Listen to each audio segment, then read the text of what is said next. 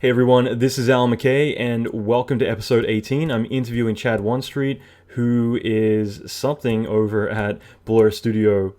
Really phenomenal guy, very talented. Let's get in there.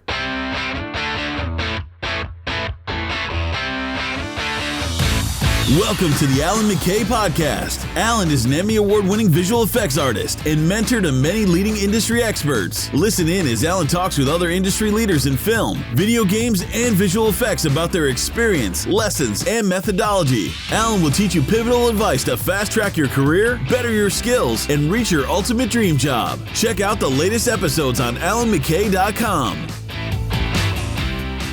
Okay guys, I want to keep this short. This is an interview I did with Chad towards the end of 2014, so a couple of weeks ago. Chad is a good buddy of mine. I've known him for a really long time. He's super talented, great effects guy, great lighting environment guy. Worked originally in Detroit for Pluto and trying to think of them off the top of my head, Speed Shape. He came from car commercials like most of Detroit did, but originally from before that, architecture. He's also does music. He's a lot of things. Really great guy, really good friend to have, and I'm privileged to be able to call him a friend. And we dive into a lot of stuff. We actually covered a lot. So this is going to be a two-parter, and this is the first part right now. We cover a lot to do with Blur. We cover a lot to do with him, his background. He's doing a lot of CG Society workshops right now as well. But super great guy, and it was a really fun interview to do, and we cover a lot of great content, so make sure you got your pen and pad ready, and let's get in there. Sure. Who are you? Who am I? Chad Wanstreet, demystified. My name is Chad. I am a artist at Blur Studio, residing in Los Angeles. I have a diverse background, I suppose. How I got into this business, though, would be, I guess, primarily through architecture and ArchViz, and then some friends of mine were working in the automotive industry at the time, doing all sorts of, cool stuff. It's like, oh man, that'd be really neat to do.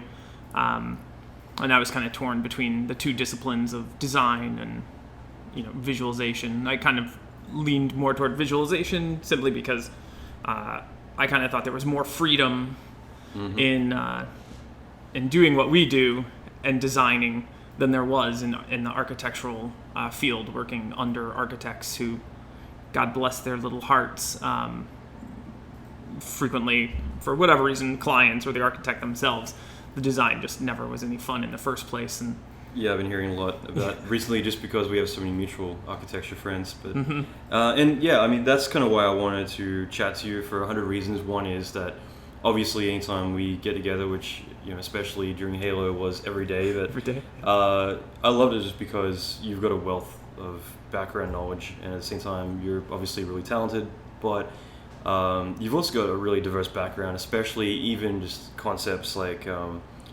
one thing we were just chatting about a second ago, but you've got a strong skill set in lighting, shaders, rendering, but also you you actually are really, really solid in effects too, which I thought was great. And the fact that even just coming from more boutique background in Detroit at various studios there, all the way to Blur, which I know right now is a bit of a night and day contrast to that. I find that to be pretty interesting, because I constantly do that all the time these days, rather than being like, oh, I worked at smaller studios, now I work at bigger ones. I kind of alternate, and I enjoy that because you kind of get the experience to be really hands-on, or you get to be part of a bigger machine, which I find to still be great just because you tend to still work with so many talented people, and it's where there's a huge talent pool. And again, Blur is a great example of that. But I think Blur is like a small studio. Blur is right. Big, small studio. I mean, that's, for me, like, some of the appeal to go there in the first place is that it's not a conglomerate, some big, large thing where there's, like, you are a lighter, you are a compositor, it's more like where my background is in multifaceted. Today I'm going to blow up this fucking thing and drive a car through it, and then we're going to do some, fluid effects the next day, and then the next day I'm compositing and rotoing out cars and tracking and doing all this stuff. what you're called on to do on a daily basis can can change dramatically. And you're absolutely right. Like, it's easy to kind of put Blur in that category because especially right now having like 100, like at a time there were like around 150 people coming on board and the bigger project. So, but at the same time, you're absolutely right. Blur, and I've even said that to Tim Miller before. It's like, Blur is a bit of an anomaly in that sense that, typically they're structured like they're not structured like a big studio. They are a big studio, but they're still structured in a very boutique kind of warehouse fashion of just get it done, whatever it takes, and just having such a strong amount of artists who are able to manage themselves really is the reason why it works so well. If you actually just got regular artists to come in who are all individual like specialists, or then they wouldn't really be able to focus on doing like working at that kind of level. Mm-hmm. So it is a pretty fascinating thing to kind of look at how Blur works and why it does and why it doesn't work at the same time. Because it is a double-edged sword too. It's for Halo, when we wanted to staff up and needed a lot of freelancers, it's hard to fill the shoes of the typical artists that we hire, and it's normally a long process to vet somebody and all of that, and that wall was completely broken down. And I thought my impression was it went really well, and like surprising, not surprising really, but everybody really just like rose to the occasion, and it was fucking awesome to watch. But given how long normally we vet, they vet somebody for, it's pretty funny that it's like, okay, let's do this. Well, yeah, I mean, and I guess we can get into Halo stuff in a bit, but like it's true, the stuff isn't out yet, but over an hour of material done and to the quality that is feature quality within 6 months with a handful of people. And again, I've said that spiel to death at Blur just because it's such a shocking thing, but like, a typical CG feature, for instance, not necessarily that quality because they're typically more stylized, but you're looking at about 500 people, 3-year turnaround, excluding pre-production, which a bit different, but you look at Pixar, it can go for 5 years. Mm-hmm. And again, there, you could easily say that, well, those sort of productions, it's different because the IP, it's established an IP, and there's Disney and everyone else involved, feature films, marketing budgets, everything else, everything needs to be tight and perfect. But to accomplish that much stuff in such a little amount of time, it's like I wouldn't personally believe it could be done if I didn't personally see it for myself. Well, it's not totally fair to compare it to like a Pixar or something, though. Not to like downplay what we've done, but we had like a story, coming into this. We were basically redoing some content that did exist, which can actually be counterintuitive as well. Yeah, totally. So some of the stuff that, as we know, can take the longest to do, kind of had already banged away. Not to say though, like, the concept, the quote unquote concept that we were given, leaves a lot of room for interpretation. Most of those environments and the characters, all this stuff, like the level of detail that they had been brought to, and were like, they couldn't push the amount of detail that we require at Blur. That's right. And that they were going to expect and did expect. So it left a lot up to us to like, I'm just going to design this and do this. And that's right. Even though you had like a massing model, basically, you still were doing quite a bit. Well, it was tricky too, because I mean, I didn't, I know of Halo, and especially from more an IP standpoint, because I love hearing success stories, and like Halo 4, for instance, was until Destiny, the highest grossing video game of all time, was like 450 million, I think, in one weekend. It was insane. Whereas Destiny just came out and did substantially better. But what I loved is like we did the teaser for E3, and there'd be podcasts dedicated to that teaser, and like people would be talking about stuff that like, oh yeah, that's the bit where, and they might see a shot, but they're talking about what happens in that sequence. They're like, yeah, the guy like drags his bomb down and hops on and rides it down and blows all the stuff up, and you'd be like, how does he know that? I'm doing that shot right now, but then it's like, oh, okay, like it's already been done and everything. But yeah, it's just kind of weird because it needs to fit within, like, these people are diehard. Like the fact that they can watch a 3-minute, I think it was, cinematic, and with just cuts, and be able to mention like what happens right before and after from 10 years ago. It's just like, yeah, you obviously dedicated a lot of your freaking time and a lot of lonely nights to this game. So, but it's amazing. It's truly amazing. And that was the thing too, is like, I didn't even realize until I started working on this, but Christina, my girlfriend, is like Halo player, which I didn't know until, I'm coming home mentioning like, oh, I'm doing this thing, whatever. And she's like, what? And I'm like, oh, for instance, I'm working this conduit thing. And she's like, oh, I know what that is. And I'm like, what? And then later, I'm getting that point where, and that was the tricky thing about working on something that's already pre-developed or pre-developed concepts or IPs, is just the fact that there are certain things that have got a high fan following and you can't change. Yeah. And that's like working on Star Wars or anything else. Like there's certain things you can change, and there's certain things you might want to improve, but you can't, like the crappy red lasers and everything else, so it's got to stay the same. And so for me, I'm like, well, I'm talking with Kirby and other guys there, and it's like, well, like, let's make this cooler. And it's like, well, we better check whether or not it's a big deal. So I'd be pinging Christine like, is this a big deal? And it's like, yes. I'm like, okay, we can't change it. So I think she became in the end a bit of a continuity IP person for that, so, which is kind of cool. But yeah, it was the whole experience for me, especially just going back to Blur after 10 years and doing something like that was it's pretty mind-blowing. It was great. It was very exhausting, just like any challenge is going to be. And I mean, that's why I figured I'd get in with you. But what I figured initially would be a great thing just to kind of talk about, just because like I met you years ago now, or 2-3 years ago, something like that.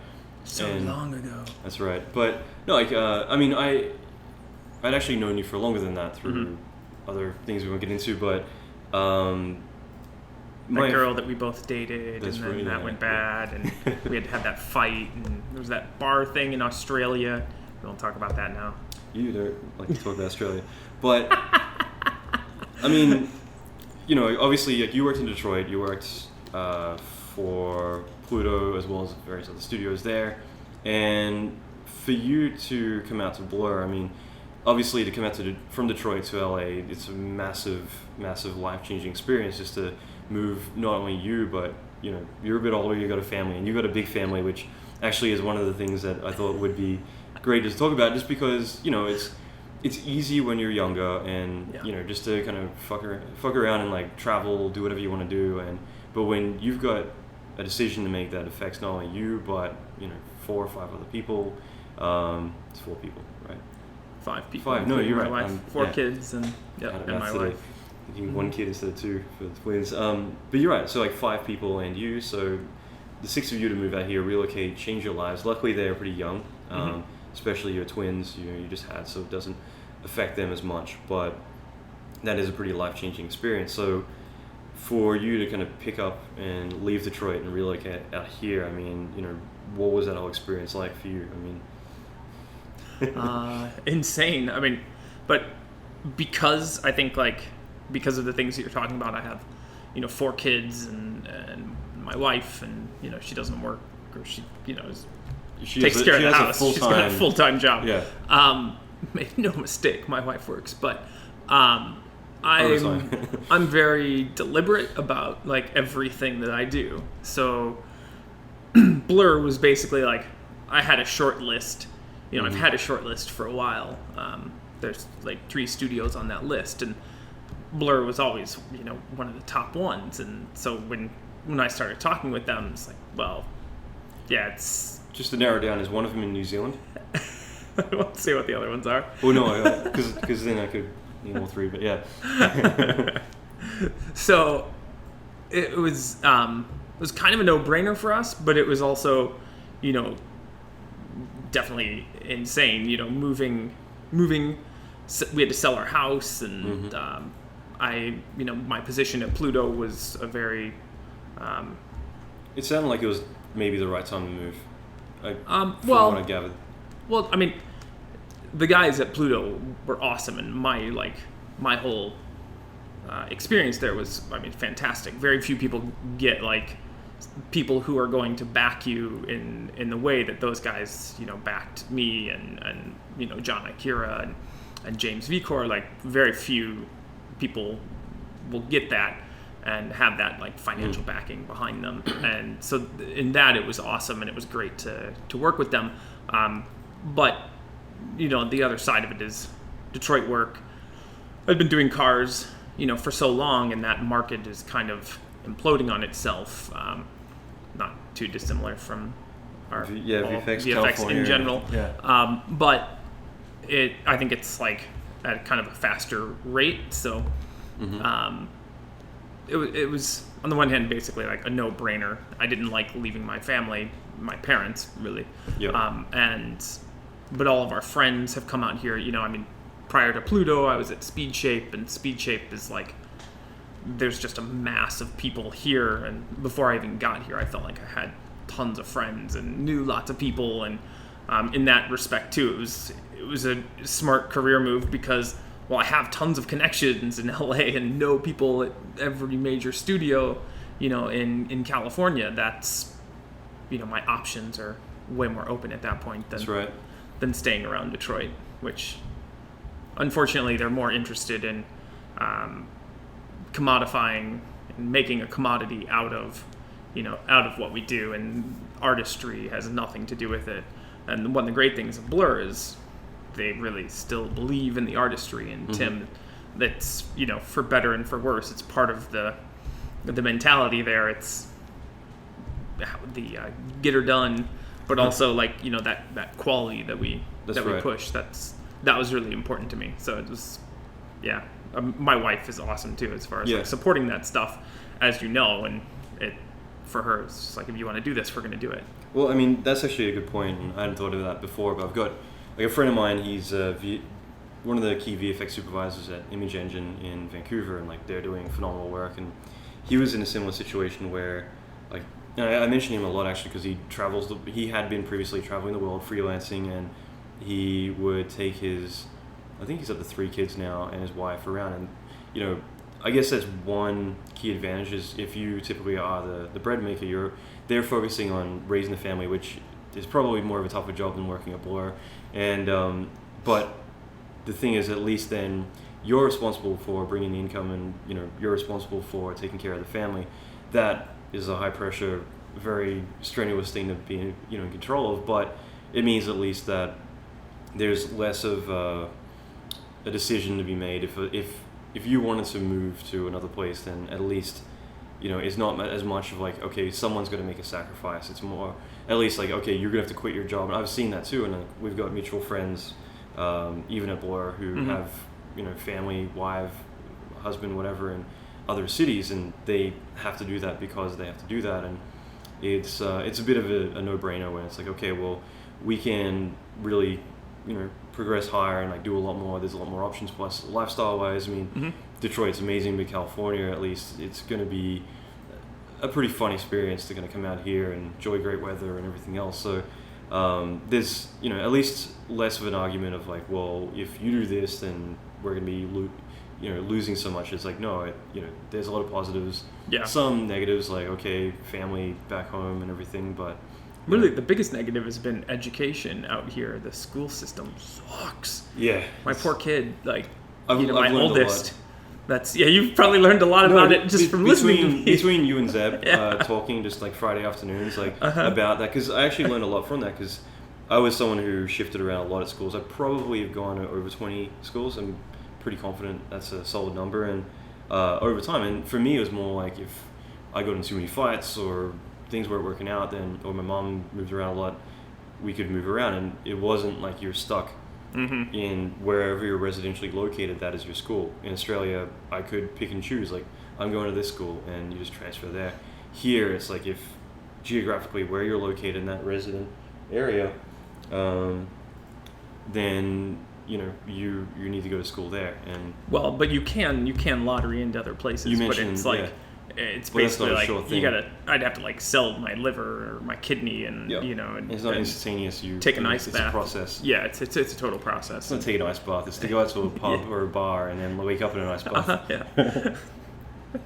But it's like that. It's sending, getting all of that done. It's like you got the whatever drug that they give you, and then you woke up in an ice bath. The whole process of putting your kid in school here in LA is very similar to that. That's kind of how we both feel, and it's been the worst thing about coming here.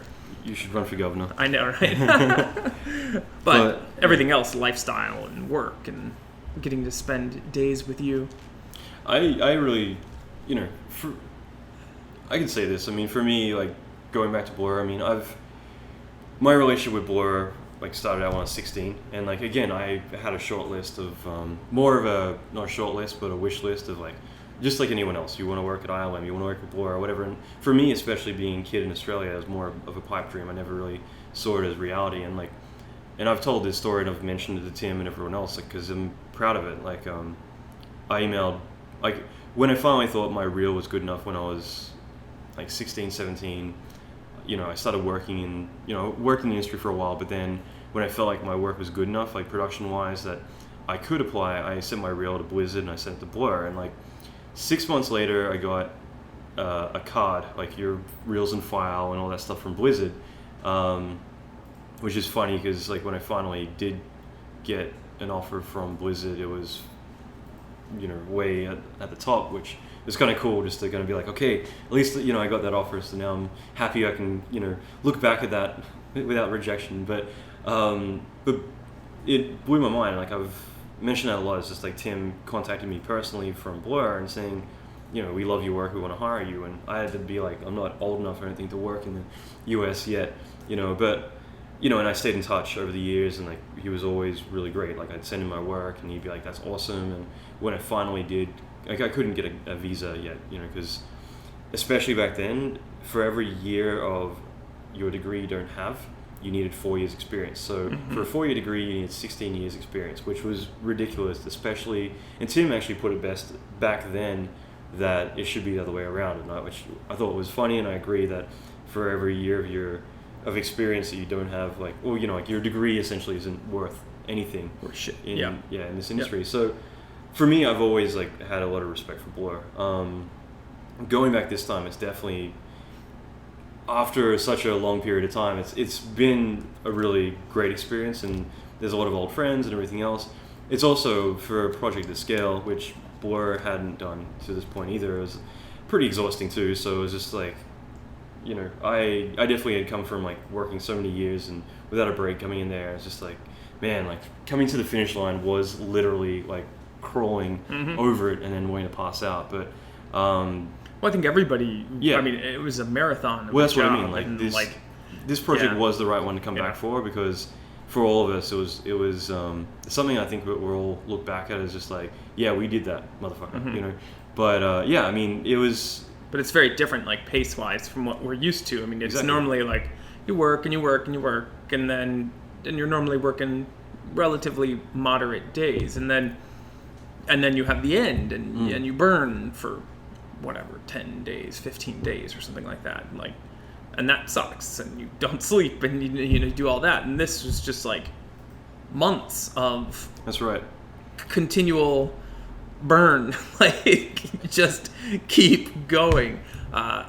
Very different to have that stress of delivery multiple times throughout a project of like, it was just insane. Even at Blur, I mean, I'm sure typically in production, because I've been there several times, but it's always been for periods of time like 3-4 months, then fly back home or whatever. And I'm sure that typically when you take on a production, to an extent, it's still going to be like, okay, well, we've done this 100 times, let's go do it. But for this, it's definitely growing pains. It's like doing something so big. So it was cool too. I mean, for me, I love the experience of being back there for this project, just because it, there's good and bad with anything, but it was a great experience overall. But it was something that I think for all of us, it was, you're having to sink or swim the whole time, and that's the challenge, rather than it being like, okay, come in and do your thing. So for me, I over the years, like I haven't gone back there just because I've been always busy scheduling wise with other stuff, but I was really proud to kind of come back for this one. Like it was just purely timing, but when I finally was like, okay, yeah, I'm available, let's do it. I didn't realize like the scale of like what this project was. When I first heard Halo, I'm like, oh, okay, cool, I guess. Like the last project I did was Halo and Bioshock there, and it's like another Halo, but then it's like, holy crap, this thing is massive. You know? I remember on YouTube you can watch, like, there's the 1 hour of cinematics or whatever. Mm-hmm. And so when I first got like put on the job, I sat down and I watched that. I did that too until an email went around. I'm like, okay, even, suddenly you get self-conscious about like watching YouTube. Oh yeah. But I like sat and watched it, and I'm the whole time saying like, fucking Christ, Mm-hmm. this is a lot to do. We're gonna do this in how long? That's right. I mean, I'd be lying if I said I doubted like our ability to do it. At multiple points, like, and I even told, I was talking with Kevin Margot at one point, and like, dude, I keep waiting for like the other shoe to drop. Mm-hmm. Like, it's too easy. It's going too well. As hard as everybody's working, it's just like, you're waiting for an episode to pop up like, oh, we forgot about this episode. 30 Yeah, minutes of stuff. and it never happened. It's like, Jesus Christ, like, it was amazing. I mean, and Kevin and I were talking about it, and it's like, I think that the push for scene assembly was actually like probably a month before the delivery, like our big hit. And then a month, that like last month, it actually kind of slowed down and wasn't as chaotic and crazy. So, sorry, go ahead. No, go ahead. I was just rudely interrupting. No, I was curious, and I think I know some of the story, but I mean, how did the whole thing come about? Were you just, because like I said, going back to Detroit, like when I said like I think it was, perfect the way it worked out, I think it was, what I was more saying was the fact that I think it was good timing where you have these fluctuations, and it sounded like not only the studio you're at, but also just Detroit in general. It sounded like it was good timing, as in rather than where you're right in the middle of things and it's like you're a dick for bailing. It's like, no, it actually sounded like a good transition time, and that's what I meant by that. But at the same time, I'm curious like how Blur, for you, and I'm asking these because I'm more interested in your transition rather than, I didn't actually intend for this to be all about Blur, but I'm more interested in just like how that came to be, like whether you're like, okay, well, time for me to see what else is out there, or whether they approached you, or I was never looking. Because it was honestly, a damn process video, wasn't it? What's that? It was the damn process video on Vimeo. Honestly, Monica wrote me an email the day that the process video got a Vimeo staff pick. It was like, so was it because of that? Or? No, it wasn't. I don't know that she ever saw it or they ever saw it. I mean, it's in my reel, but I also hadn't had a reel because that's, I'm just going to interrupt and say like that, because then I'd be like, okay, the secret to getting a job is to get on a Vimeo staff pick. Yeah. That was like, dumb luck or whatever. But at the time, like that was the only like most recent kind of public thing I had really out there. And then, I mean, there were a couple other things, but I didn't have much in like the way of a reel. So she hit me up and was like, would you be interested in a job at Blur? And well, yeah, like of course. I don't know that like timing wise, like right now is the best time. And I really, my scheme or like my kind of plan of all of it was that this was going to take a lot longer. I always imagined like I would end up here, but I always imagined it would take me years to get to this point. Veronica and I have talked about this, but it's shocking, how quickly it did happen, and how. And I'm going to talk to you about that later too. I guess on some level, how not difficult it is. It really is. So, and I know we've talked about that a little bit, but so they hit me up and we started talking back and forth, and it was over like the period of a couple of months of of chatting and kind of seeing where we both lie, Blur and me, and then figuring out what we wanted to do as far as, like I said, selling our house and all of that. I mean, and what's insane to me is like my other friend John Nelson, my other friend Jared Tripp, like we've all since moved out, and every single one of us has like sold our house in like weeks, and like the process of coming out has just been so easy. Another friend of mine was like, it's predestined, you guys all are supposed to be here. It blows my mind how many, like, I hate to say, there was one guy came in, sorry again to cut you off, but like there was another guy came in, I forget his name, he wasn't there at Blur when I was there, but he did come in for a chat. It was around the same time John Akira was coming in, but he came in to me, and like I don't really remember him too well, but like he was like, hey Alan, like good to see you. He was with Monica for his interview, And I was like, not another one of you fucking guys. Like, how many more is there left? Because Michigan, like, you guys have a massive clique out here at this point where We do. I Yeah. feel like I'm the one left out of the group just because, you know, between you, Nadell, who I just put in Nadell today, he might finally bite the bullet and do one of these. But We talked about it last night. he Yeah. mentioned that. I think he's too shy, but anyway, I can't imagine him doing it. But I think, yeah, we do have a big clique because at one point, you know, Speed Shape had kind of a lot of the right people in the room at the same you time. can take the rest. I would literally drink that whole bottle. Oh, really? Wow. Yeah. And despite, like, you know, the ownership, it succeeded on the virtues of the people that were, you know, Yeah. working for them both in LA and in Detroit. You know, and we're talking some, you know, majorly talented people.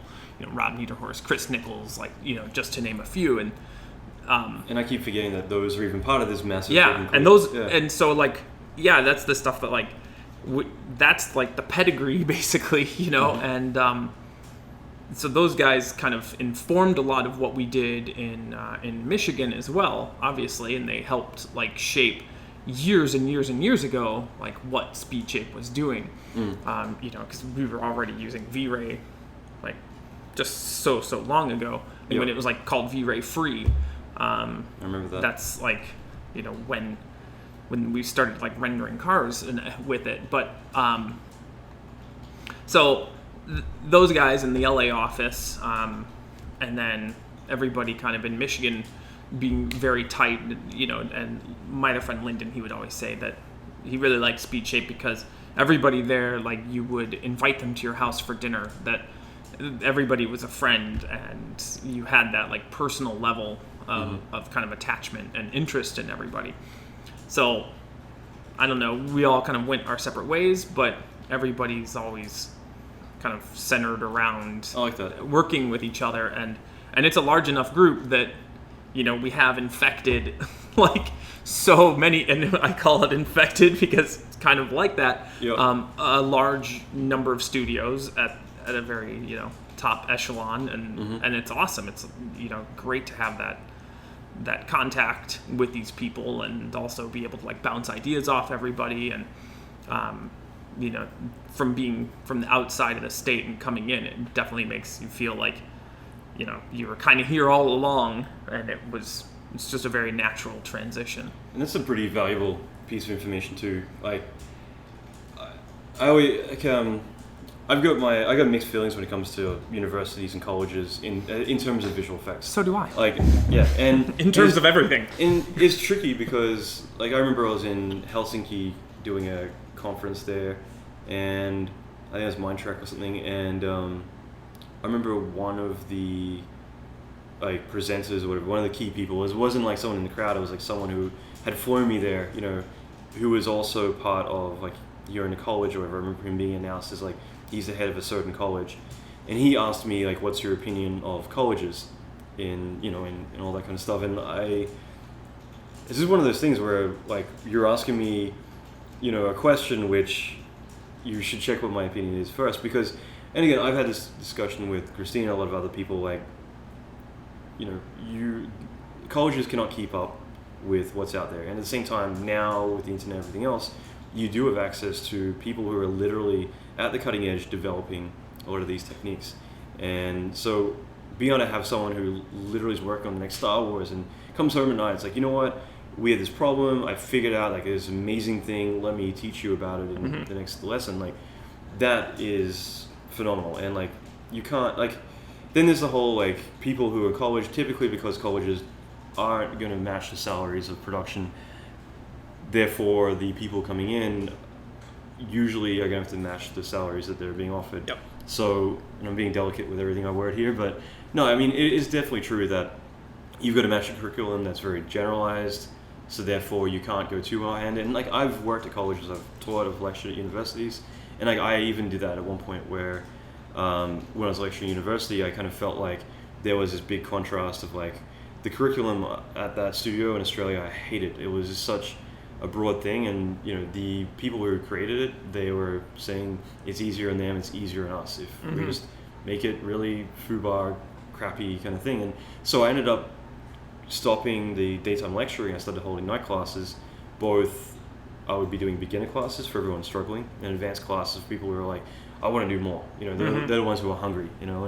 But it's such a interesting subject. But at the end of the day, like I feel like things will be changing in terms of like how people learn, and even now with like, I don't know if you know about Creative Life, but that's like a really great example we've both kind of been tapping onto. It's more aimed at photographers and trying to survive in this industry and grow, but like the subjects are great and there's stuff that's typically not so generalized, but I think that's like a really good valid point that you're making, because you're basically saying that, and I always felt that too about like going to colleges. For me, the major benefit, I still do think it's a good idea to go to colleges, but because you're going to network, you're going to socialize with other people. So if you're going in, if you're studying online on the internet, you're going to get so much from it, but at the same time, you're going to have no one else to kick your butt. And if your personality is someone who is going to settle and be like, well, this will do, move on, then you're never going to get out of your comfort zone. If you're at school, at least you're going to have other people around you to feed off of each other. Yeah, I mean, I guess my experience at teaching for a year at university was that for the most part, they're pretty lazy, and they compound their laziness by one of your students right now is like, fuck you. Students, you're fucking lazy. No, I think one of I only have like one rate my professor thing, and it cracks me up, and it says, this guy breathes fire from his eyes or something like that. It's fucking hysterical. Yeah, you say it. So, but them being around each other, like that peer group. That's exactly what I'm talking about. Well, but I think like it's actually toxic, because so one of the best things when I went to school for music, my professor, she told me, because I'm a competitive little son of a bitch, or can be. You are, without a doubt. And I'm talking with her at one point, and she was just like fucking brilliant. I loved her. And we're talking, and she's like, you need to not compete with the students here. Because you're setting a generalized standard. Yeah. And she's like, you should only be concerned with the person that has the job that you want. Nobody else matters. You can make connections with these people, and you never know like where it's going to lead. But if you want to be like concerned with how good you are against somebody else, the person that has your job is the person that you should be concerned with. And now, like education being the way it is, and like these workshops and all the stuff that we do, we as the people who have the jobs are actually in a position to teach these people who want the jobs. And it's no longer like, the problem with universities is that oftentimes, it's a gross generalization, but oftentimes in a lot of fields, and our field in particular, these people never worked in the field in the first place. If they did, it was not for very long, or not at a very good place. And there are absolutely exceptions to this. I'm not trying to like bash every teacher. Like I'll use Christina as an example. She did she studied 3D and did that, and she had people from the industry. But it's like 10 years ago, and don't quote me, but like 10 years ago, someone worked at a certain studio. It's like, okay, great, but you're in Nova Scotia, Canada. Yeah, like a bit out of touch. You're not going to be up to date with how things are being done. Like, did you have, AO passes? Did you have this and this? It's like, no, we rented diffuse and spec. And Well, and I just had like a student in my workshop tell me the other day, like, I learned more in the last 6 weeks in your class than I did at, at 2 years of university. And I think like that stuff is telling that the information is out there, and the people are willing to give it and provide it. And the people who I consider the most successful like students that I've taught in the past, and people that I've hired in the past, were always the guys that like go out of their way to talk to me. Like Daryl, our mutual friend who now works at Blur, he got in at Pluto not because he was just like an excessively skilled individual, because he would talk to me all the time, and he'd hit me up, and he wasn't afraid to like converse with me just like any normal person, and I always liked that about him. It was just a very like casual thing. And that's right. So when I had an opening, like fuck man, like let's bring this guy on. He's a funny dude, and like he's nice, and he really wants to learn. And that was like the most important to me. Another student in my workshop at the moment, he's like a similar thing. It's like super chatty and wants to like, talk, but also like has lots of questions. And I totally appreciate that. Like those are the type of people that they're going to succeed. And like a university is almost a deterrent to somebody like that. Daryl went to college, and it was, speaking for Daryl, but I think he probably learned a lot more at like Pluto University. I know he did, than Agreed. Going and wasting time at this university. And his personality alone probably could have gotten him into the door, at a studio, to kind of start. So it's good. It gives them, some exposure, maybe, these universities. But I think that, education on the internet being what it is, that there's a lot more opportunities for these people to actually interact with real professionals. That's right. Yeah, I agree. Yeah. And actually, and Anselm, Anzi, works in effects. Like, he told me how he started out, which was, like, to get his first job, there's a place in Germany, he kept applying, it wasn't really working out, but he kept coming over there to play video games with all the guys, and he kept applying, and after a while they're like, you know what, this guy's fun, like, let's just give him a chance, bring him as like an intern or, low-level position, but like, because you're creating familiarity, with, actually breeding familiarity. Yeah. Well, I'm actually tongue twisted tonight. Familiarity with within your workplace. So I mean that actually is a perfect thing where you need to work the perfect line between harassment and staying in touch. But again, like with Blur, with Tim Miller, it wasn't the case. It was like there was a job offer from day one, but staying in touch, getting people to know what you're doing, what you're up to, and that's why Facebook, everything else, like social media, which hopefully when we get to this stuff, but like. Like all that stuff is very important because if you, like, I experimented a little bit, and I'm gonna go off topic for a second about, but like I experiment. Fuck you. I experimented a lot actually with. Fucking kill you. With Facebook, just for fun, where I started to kind of just a few years ago, just kind of see whether what you post, kind of creates reality, and like. For me, I thought it's really funny that like. Was this when you were posting that you were never drinking again? Yes, and I still do. I want to make T-shirts for that, I swear.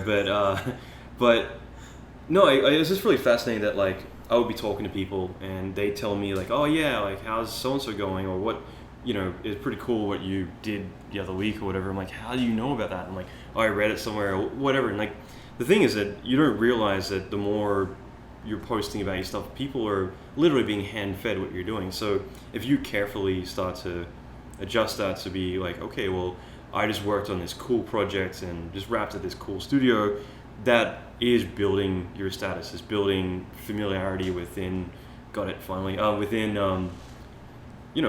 what you're doing. And so people, if you get all the right people that you ideally want to work for on there and you start telling them like what you're doing, then it can really work for you. So, and that's what I was getting at with schools especially, was more the fact that ideally networking, and that's going back to the whole Michigan thing. Like if you start to get to really know everyone around you, then, and I see this all the time, it takes one person to get in the studio and they will kind of like what you did at Blur, as in like you pulled all the really top Michigan guys who hadn't already fucking come in.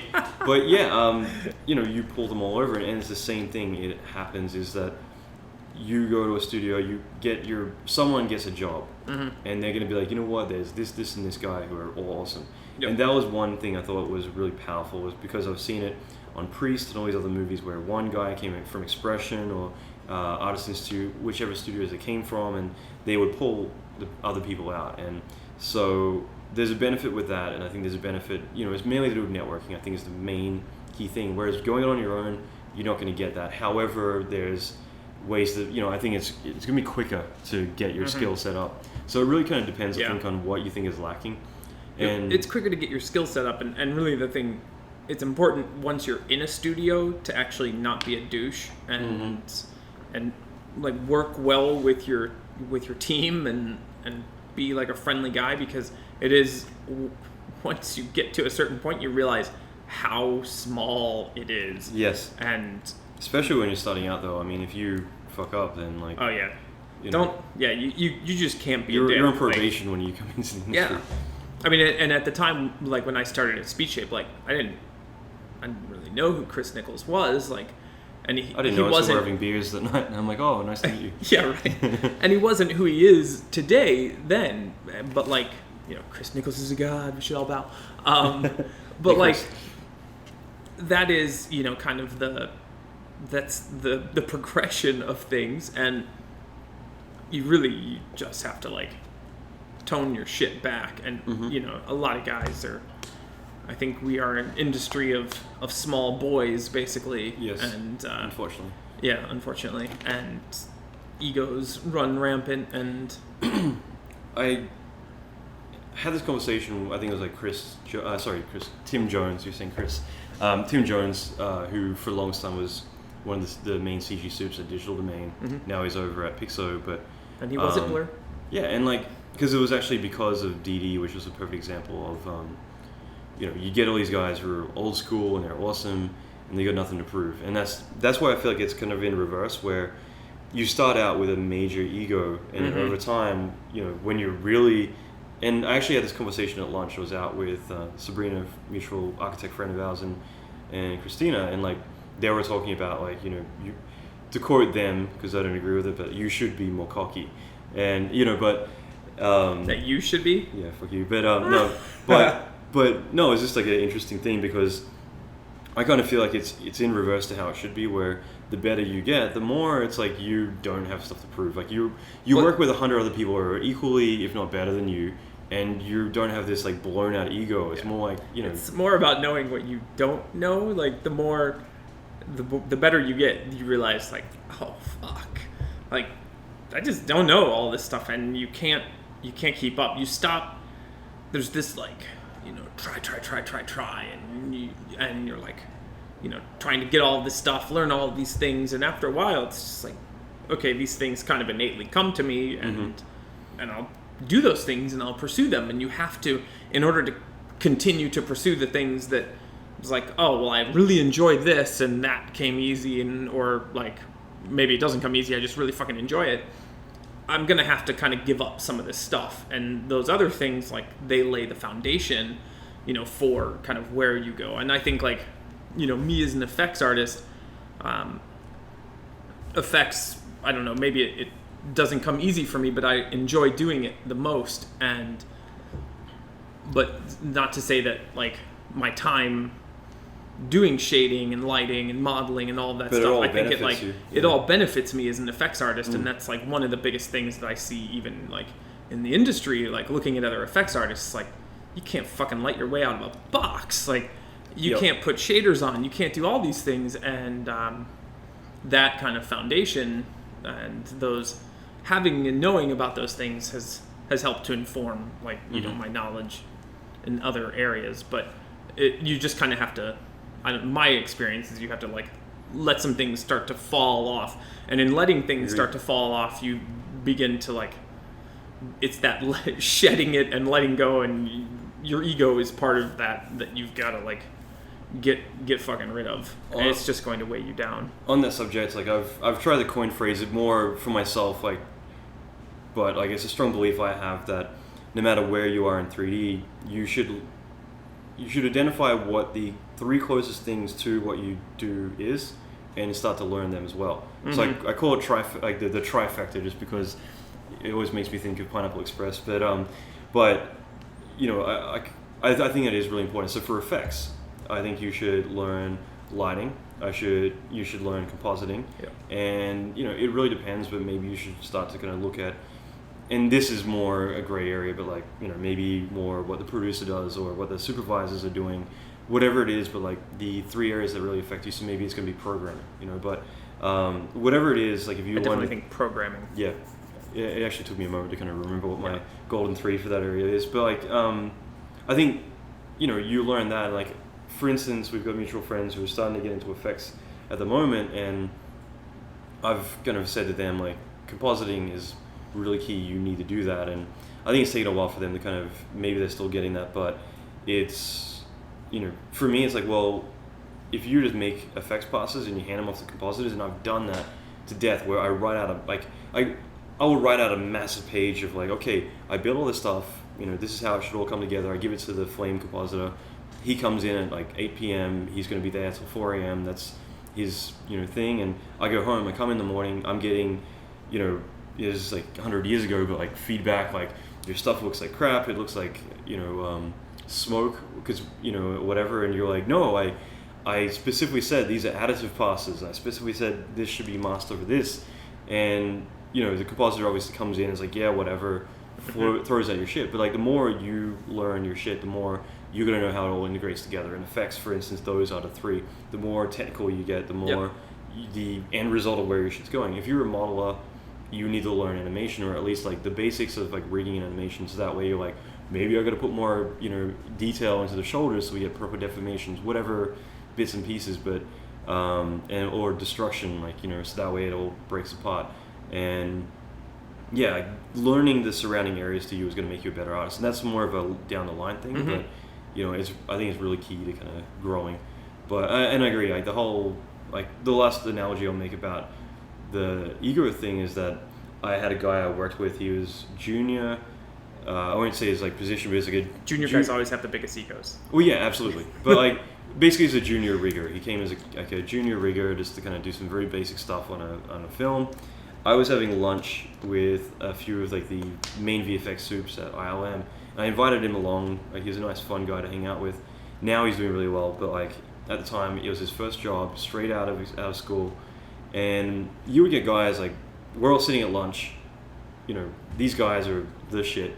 And they'd be talking about like, oh yeah, on Star Wars we did this and this and this, and it's like, oh yeah, like on The Mask we did this and this and this, and he would kind of try to impress him like, oh, well, that's nothing, like let me tell you like about all this stuff. And it's those moments where you need to be more humble and just be like, and I've done that too, like not name dropping, but ILM, like and actually this is actually a really good analogy. Is like you're sitting with Dennis. To say that, not name dropping. It's just a place. It's a place that you worked. Dennis Murin. You're sitting in dailies with Dennis Murin, and I love this because to me this was like one of those like, this is something like a great example. But Dennis Murin gives you notes on your work, and then you get the guys who are defensive, like, well, you don't get it. Like, the reason I did it that way is because of this, and it's just like, shut the fuck up. Dennis Murin gives you notes. You're going to be like, okay, great, I'll go do that. Instead of like defensive, like and that's where I think the more experience you get, the more you're going to be like, okay, well, it's a job, I'll go do it, instead of like, no, like you're ruining my creative, thing. So it's just kind of fascinating to see the way that it works, the way that over time you kind of progress to a point where you're better. But we'll catch up because kind of going off on a tangent, but like for me, I was kind of interested of like, you mentioned your first job, which I figured at Blur. So like, I figured if we start there, what was it like when you finally moved, or before you even moved to LA, your first job at Blur, your first task when you went and started that? Well, my first thing for Blur off-site was Batman. Spider-Man. Nope, I did Batman first. Arkham, I don't even fucking know what show it was. Yeah, I know. It was doing a bunch of cars and stuff like that. The one with Scarface or whatever. Yeah, whatever. Yeah, the new one. I don't know. Yeah. Arkham whatever. Something or other. Yeah. Yeah, I know it. So, I mean, it was kind of like definitely in my wheelhouse. The next thing that I did was replacing Jamie Foxx's shorts in Spider-Man for like a number of shots. So I'd stare at Jamie Foxx's junk all day long. So was that what you expected when you came to Blur, to jump on a project? Like, obviously Blur is building a really great, strong relationship with Marvel, even with Deadpool now, but like, you come on, it's like, Spider-Man, awesome, what am I doing? And well, I mean, I bid it with them before I even started at Blur. I was already working on it when I came to Blur. I'd been working on it for a couple of weeks, which also like sucked because being a feature film pipeline remote, especially when their live action pipeline is still evolving. Pipeline. I didn't say that. It's evolving, yes. Yeah. Do I need to write this down?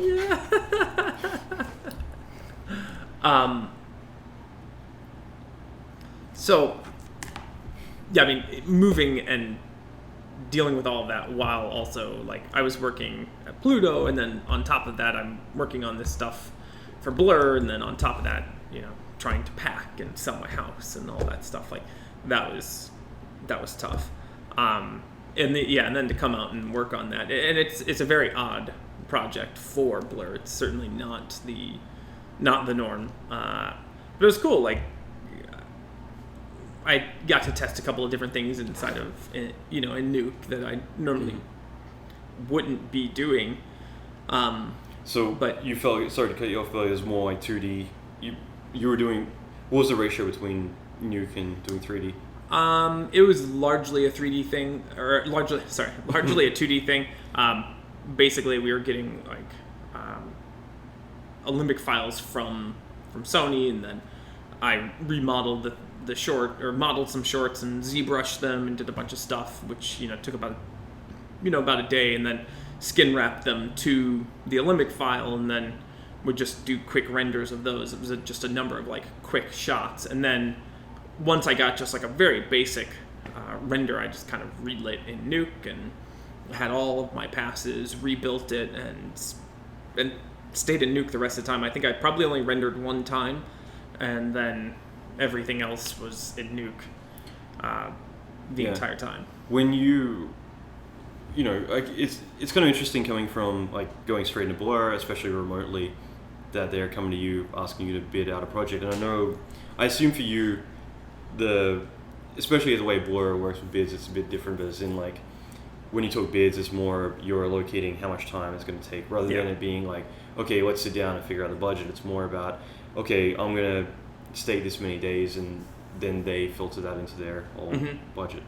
Yeah, basically. I mean, so it's like what was I comfortable with, and so it's more really how what you're accountable for. Yeah. So, Yeah, because at that point I was just about to start, and I'd been properly vetted for however many months I'd been talking with them. Yeah, and I'd love to get into that, but we'll leave that one alone. Just as in, obviously everyone's hiring process, it's like, it's kind of interesting you guys did talk for a long time, and that's good because Monica is nothing but awesome. I told her that I was like, we had the review stuff later, and for me, I've actually said it to her a lot. It's just like hands down, like IT and HR, like those are two areas that were so phenomenally amazing, just considering what they had dumped on them. So, but yeah, I mean, it's kind of interesting. I mean, I'm just curious, like when you're going to Blur, and again, like even at the level you're at, it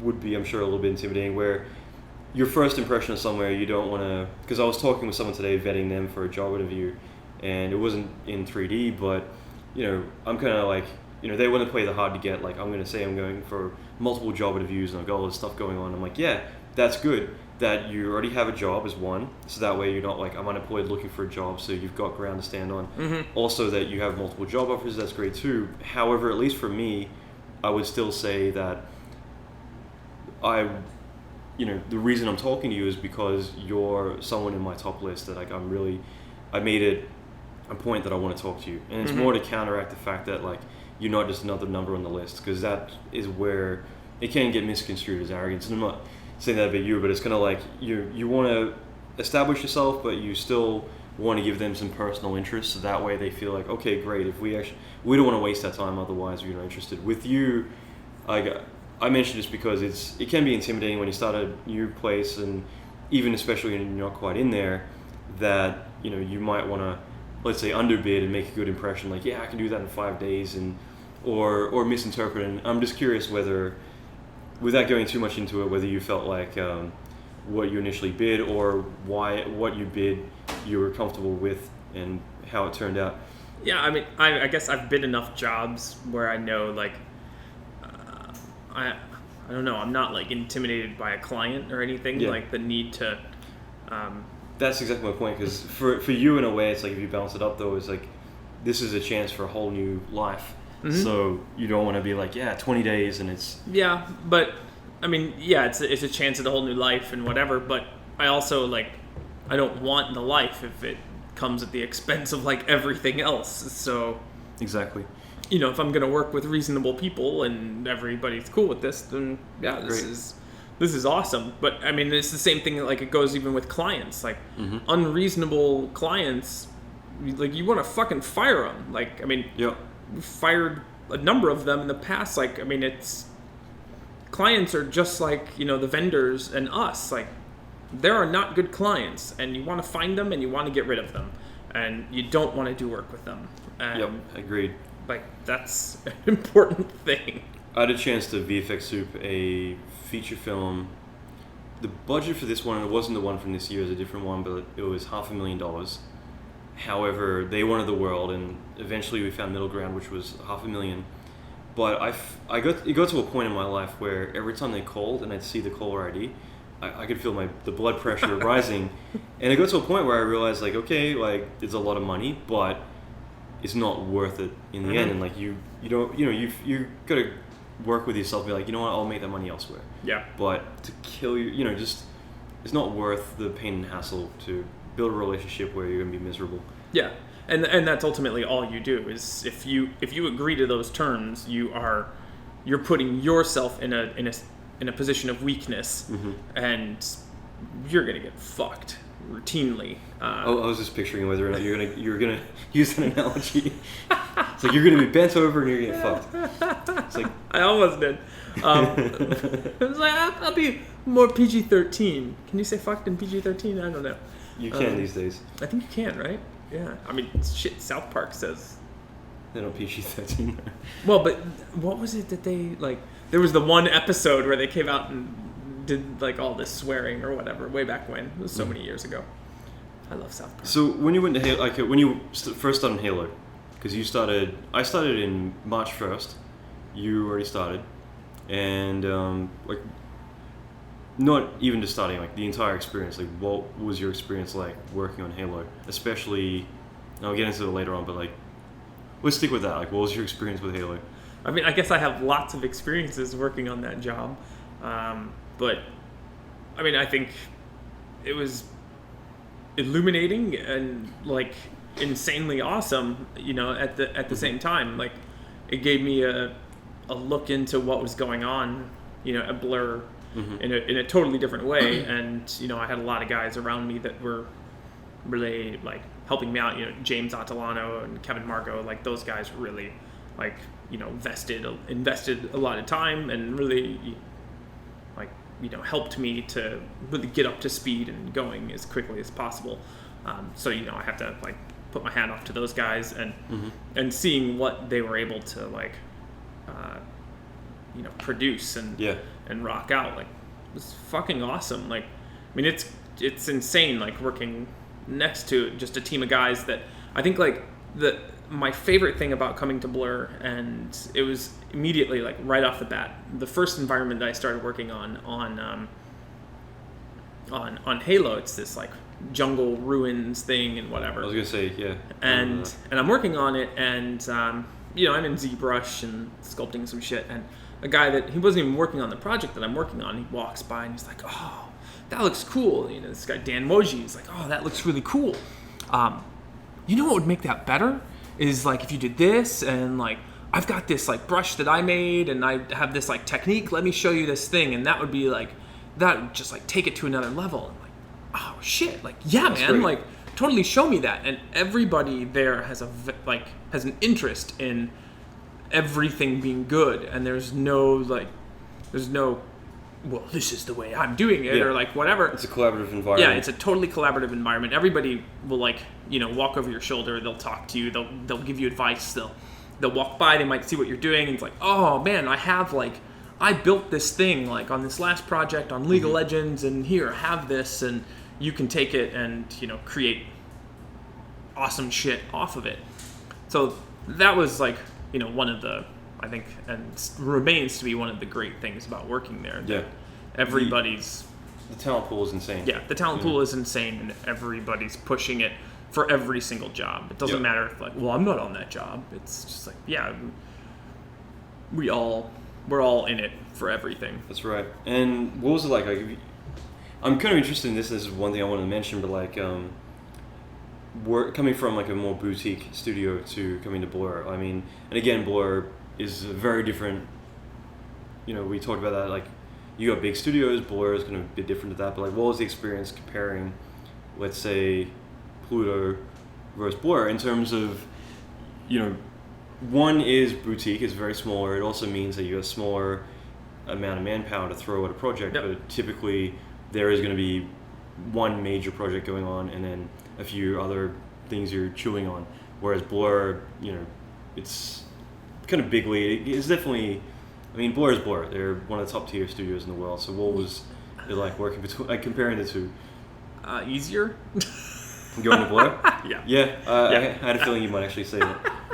When I came to Detroit, like I came in for a week. It's more of a meet and greet, and it's funny because I actually did a bit of homework just before you came, where I just looked through all your stuff, and I'm like, man, there's a lot of real Floyd stuff, and that kind of triggered like my remembering, like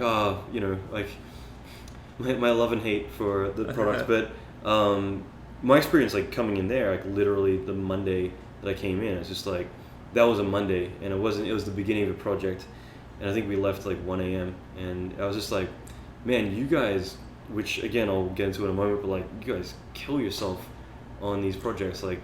And again, it wasn't the last 15 days, and I'm sure it's not always the same, but you guys definitely work your asses off, and you need to in those small places. You have to in those small places. And that's every single job. You're cutting your teeth with some new client, and we're trying to like prove ourselves in a marketplace that's highly competitive. I think like I always look at like analog as the I'm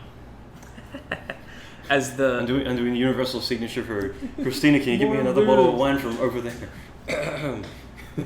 My benchmark was like Matt Chandler and Analog and the work that those guys were doing from a small. I'm sorry, I'm gonna be rude for 1 second. Yeah, that's a bottle of wine. And can you get the bottle opener and a knife, please? Love you. Yeah. So yeah, my influence and kind of the goal for me was. Places like Corb and Analog and Matt Chandler, the work that he was doing, and it's like a small group of guys busting out awesome shit, and that was kind of what we wanted to do. I'd like to say that it was never a lack of talent. No, it's just that was obvious. That Detroit was not ready to like see what they had in their own backyard. Like, unfortunately, the ad agencies there are more interested in like taking a holiday in LA than they are in like actually just getting some like great work done. And right, that there's a big culture to like, well, let's work with the LA studio and we can come here and we can shoot it here and do all this stuff, and that's cool. But you've got like an awesome studio in your own backyard, and you could use them.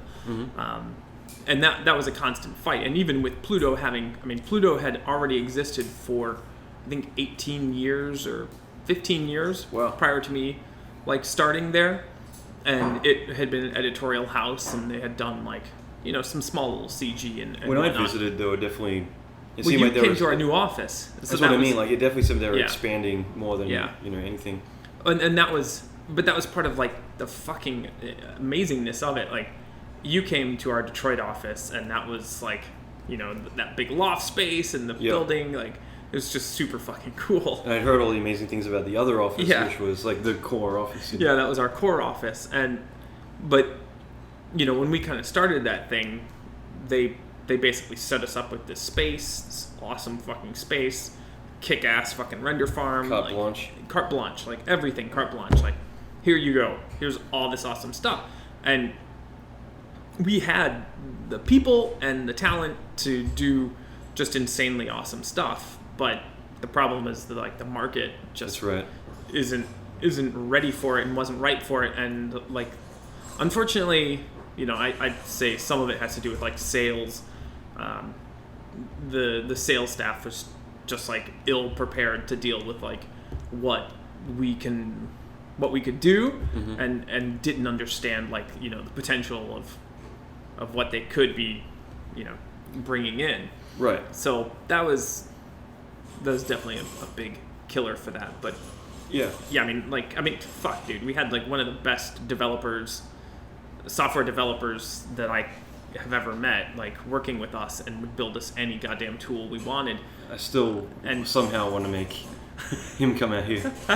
I'm trying, believe me. He's my last one. It's like, the final one. Everybody's like a fucking Pokemon for me. I have to collect them all. If you leave, we can nuke Detroit and start again. I know. All Detroit is gone. Reborn. There'll be Metro City, and we're all good. Get fucking RoboCop. Jared's out next week. I think it was Jared who I'm actually talking about, who came up to me. Maybe a blur, maybe. No, Lyndon, I think might have come up to you. Oh yeah, he's like a tall, skinny guy. Yeah. Yeah, that's Lyndon. He was a nice dude. It was gonna like. But Lyndon, I mean, if we're talking about like, how I got into this and all this stuff, so Lyndon, I think even talking education, so he is like he's a perfect specimen. He graduated high school, like went to college for I think maybe a year or something, and then quit and started working at this place called MSX, and was just like doing 3D, working with engineers and doing kind of visualization for this kind of car fabrication company is the best that I can like remember. It was many, many years ago. But he kind of self-taught and figured it all out in a time when there wasn't digital tutors, there wasn't Gnomon, there wasn't all of these resources that we have today, these just fucking killer resources. But it was Alex Alvarez just sitting with his long goofy hair. And it's Rat, right? Doesn't he have a rat? Oh god, yeah, actually, yeah, I know what you're saying. But like, I just remember him like in the 90s. He had stuff, but it was literally just him. Let me show you Maya on VHS. Yeah, which is, I mean, still, it's like fucking amazing. But no, I got told props to him for what he's done. Lyndon was doing this, and at the time, I think I was going for my master's in percussion performance. I think I was in, I don't know. I don't know. I was around, but I'd come back and I'd see what he's doing. I'm like, man, that shit is so fucking cool. Like, he was making robots run around or whatever, and at the time, I was still thinking that I was going to be some concert marimbus, like, touring around the world, playing for who fucking knows, because nobody listens to concert marimba, unfortunately. But, Okay, you're like... Oh, yeah, sorry. It was just funny to watch. But my youth and naivety, I still thought that was some sort of logical thing. Sure. So, at any rate, Lyndon's doing all this stuff, and I'm watching him do it.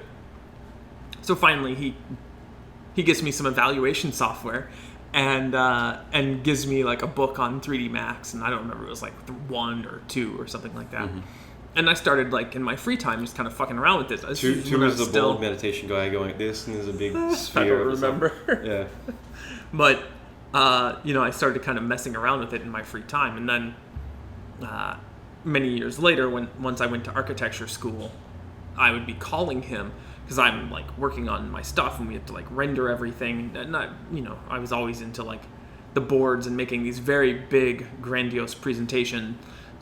Me and a friend who was a model builder, we paired up pretty early, and he would like help me with models, and I would help him with all the rendering, and we would just like go to fucking town. So, and I would call Lyndon the entire time, being like, "Dude, my shit's broken. Like, I'm trying to render this and it's not working." But the entire time, like, that dude, completely self-taught, no debt, no university debt, any of the shit that like all these guys are coming out of school with now. And smart guy. He's a smart guy. And like got all the connections. He's a personable guy, in a very like kind of organic way. I think like, not to bash on universities, but I think it's oftentimes kind of forced thing to put these people into these situations, these students into these situations that they just aren't ready for. One, either maturity. Two, either they're just fucking awkward as hell. They're just not there. I think like I went to Daryl, who we were talking about before, his alma mater one time, and they wanted me to like do a talk about like getting into the business or whatever. So I'm talking about it, like all these different things you can do and whatever. And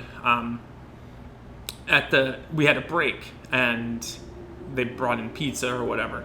And in the break, like 3 guys or 4 guys, they come. No, it was like 7 people.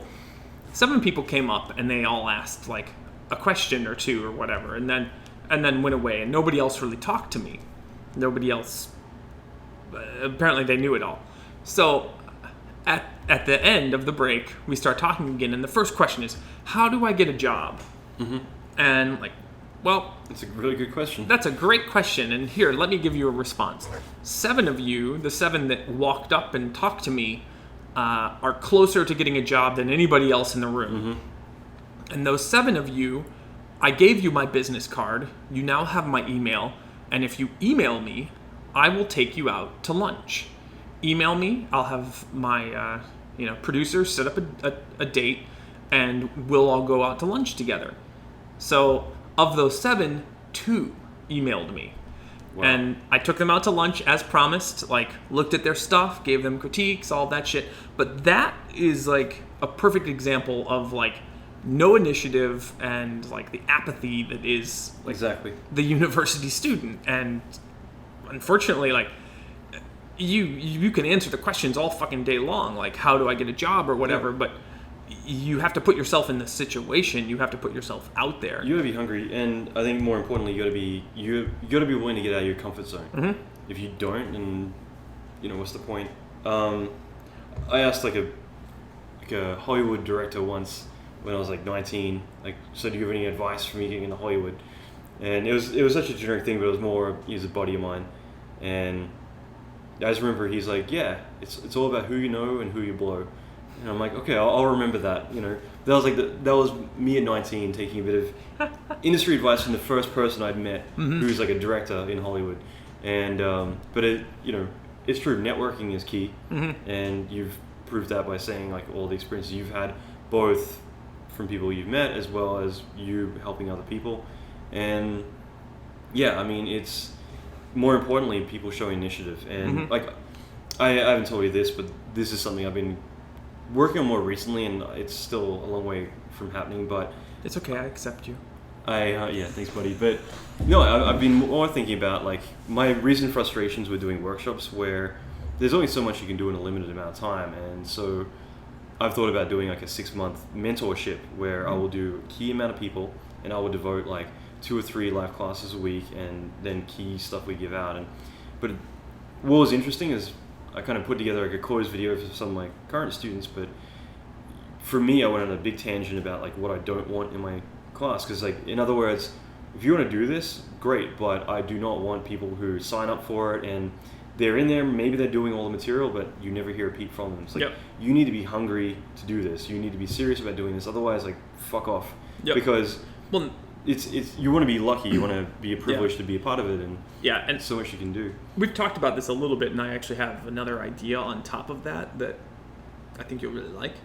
I'm not going to share it. I think right you texted me today about that, right? I got a few. No, actually, no, you're not. That was a different. Rob was texting me about some brilliant scheme he has for me.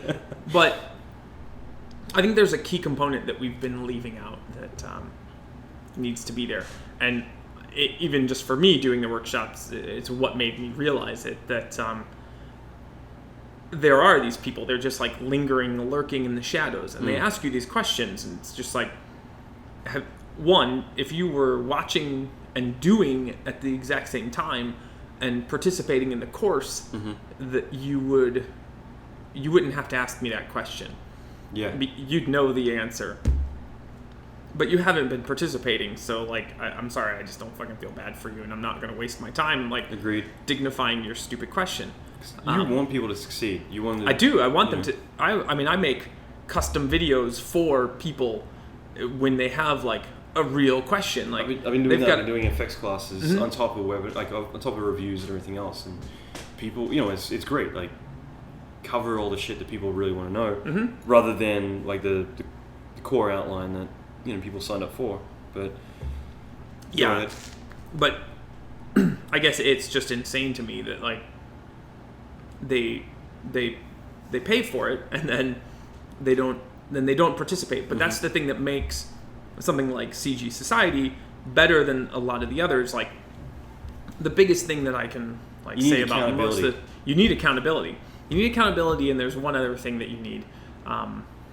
We'll talk about that. Which we'll get to. Yeah, which we'll get to. But because accountability comes with an investment of sorts, and it's not just financial. I think we've learned from just watching universities and stuff like that, like people can pay elaborate sums for money, and like they don't give a shit. Like they'll still piss it away.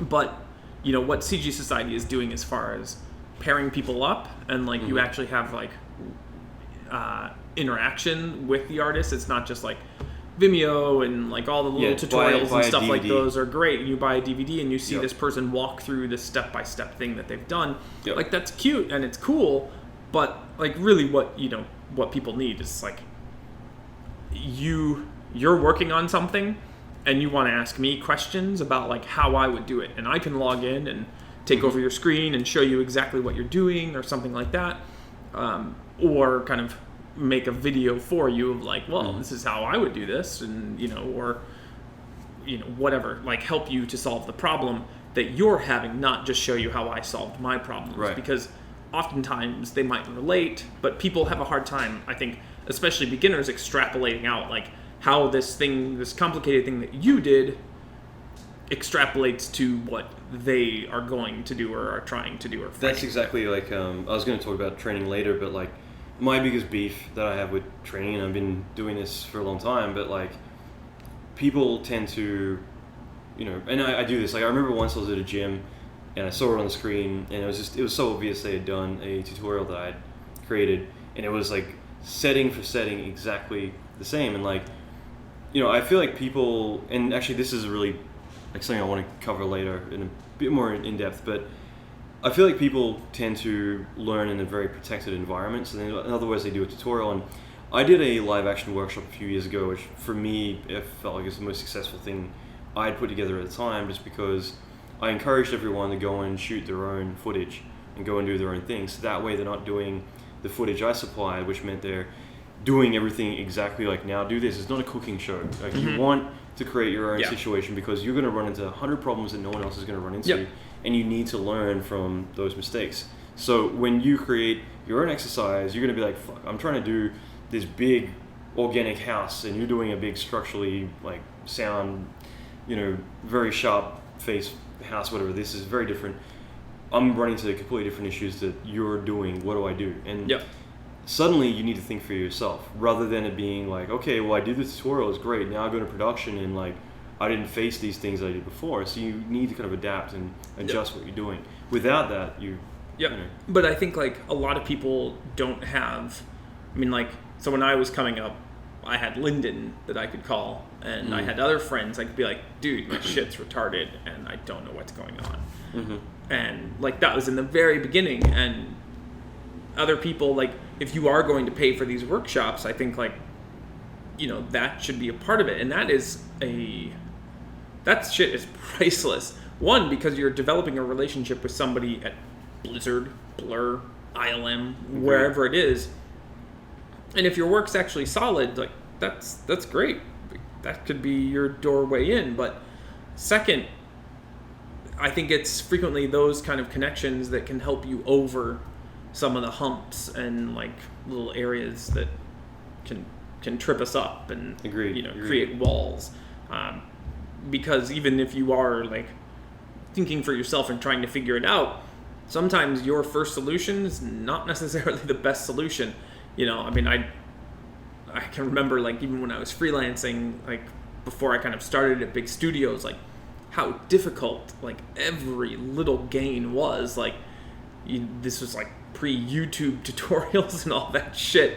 Like to figure out some just fucking little stuff. Like there's nobody else around to help you, and you're on your own. You're completely on your own. That shit can be really difficult, and feeling that way you're isolated and whatever, and that sucks.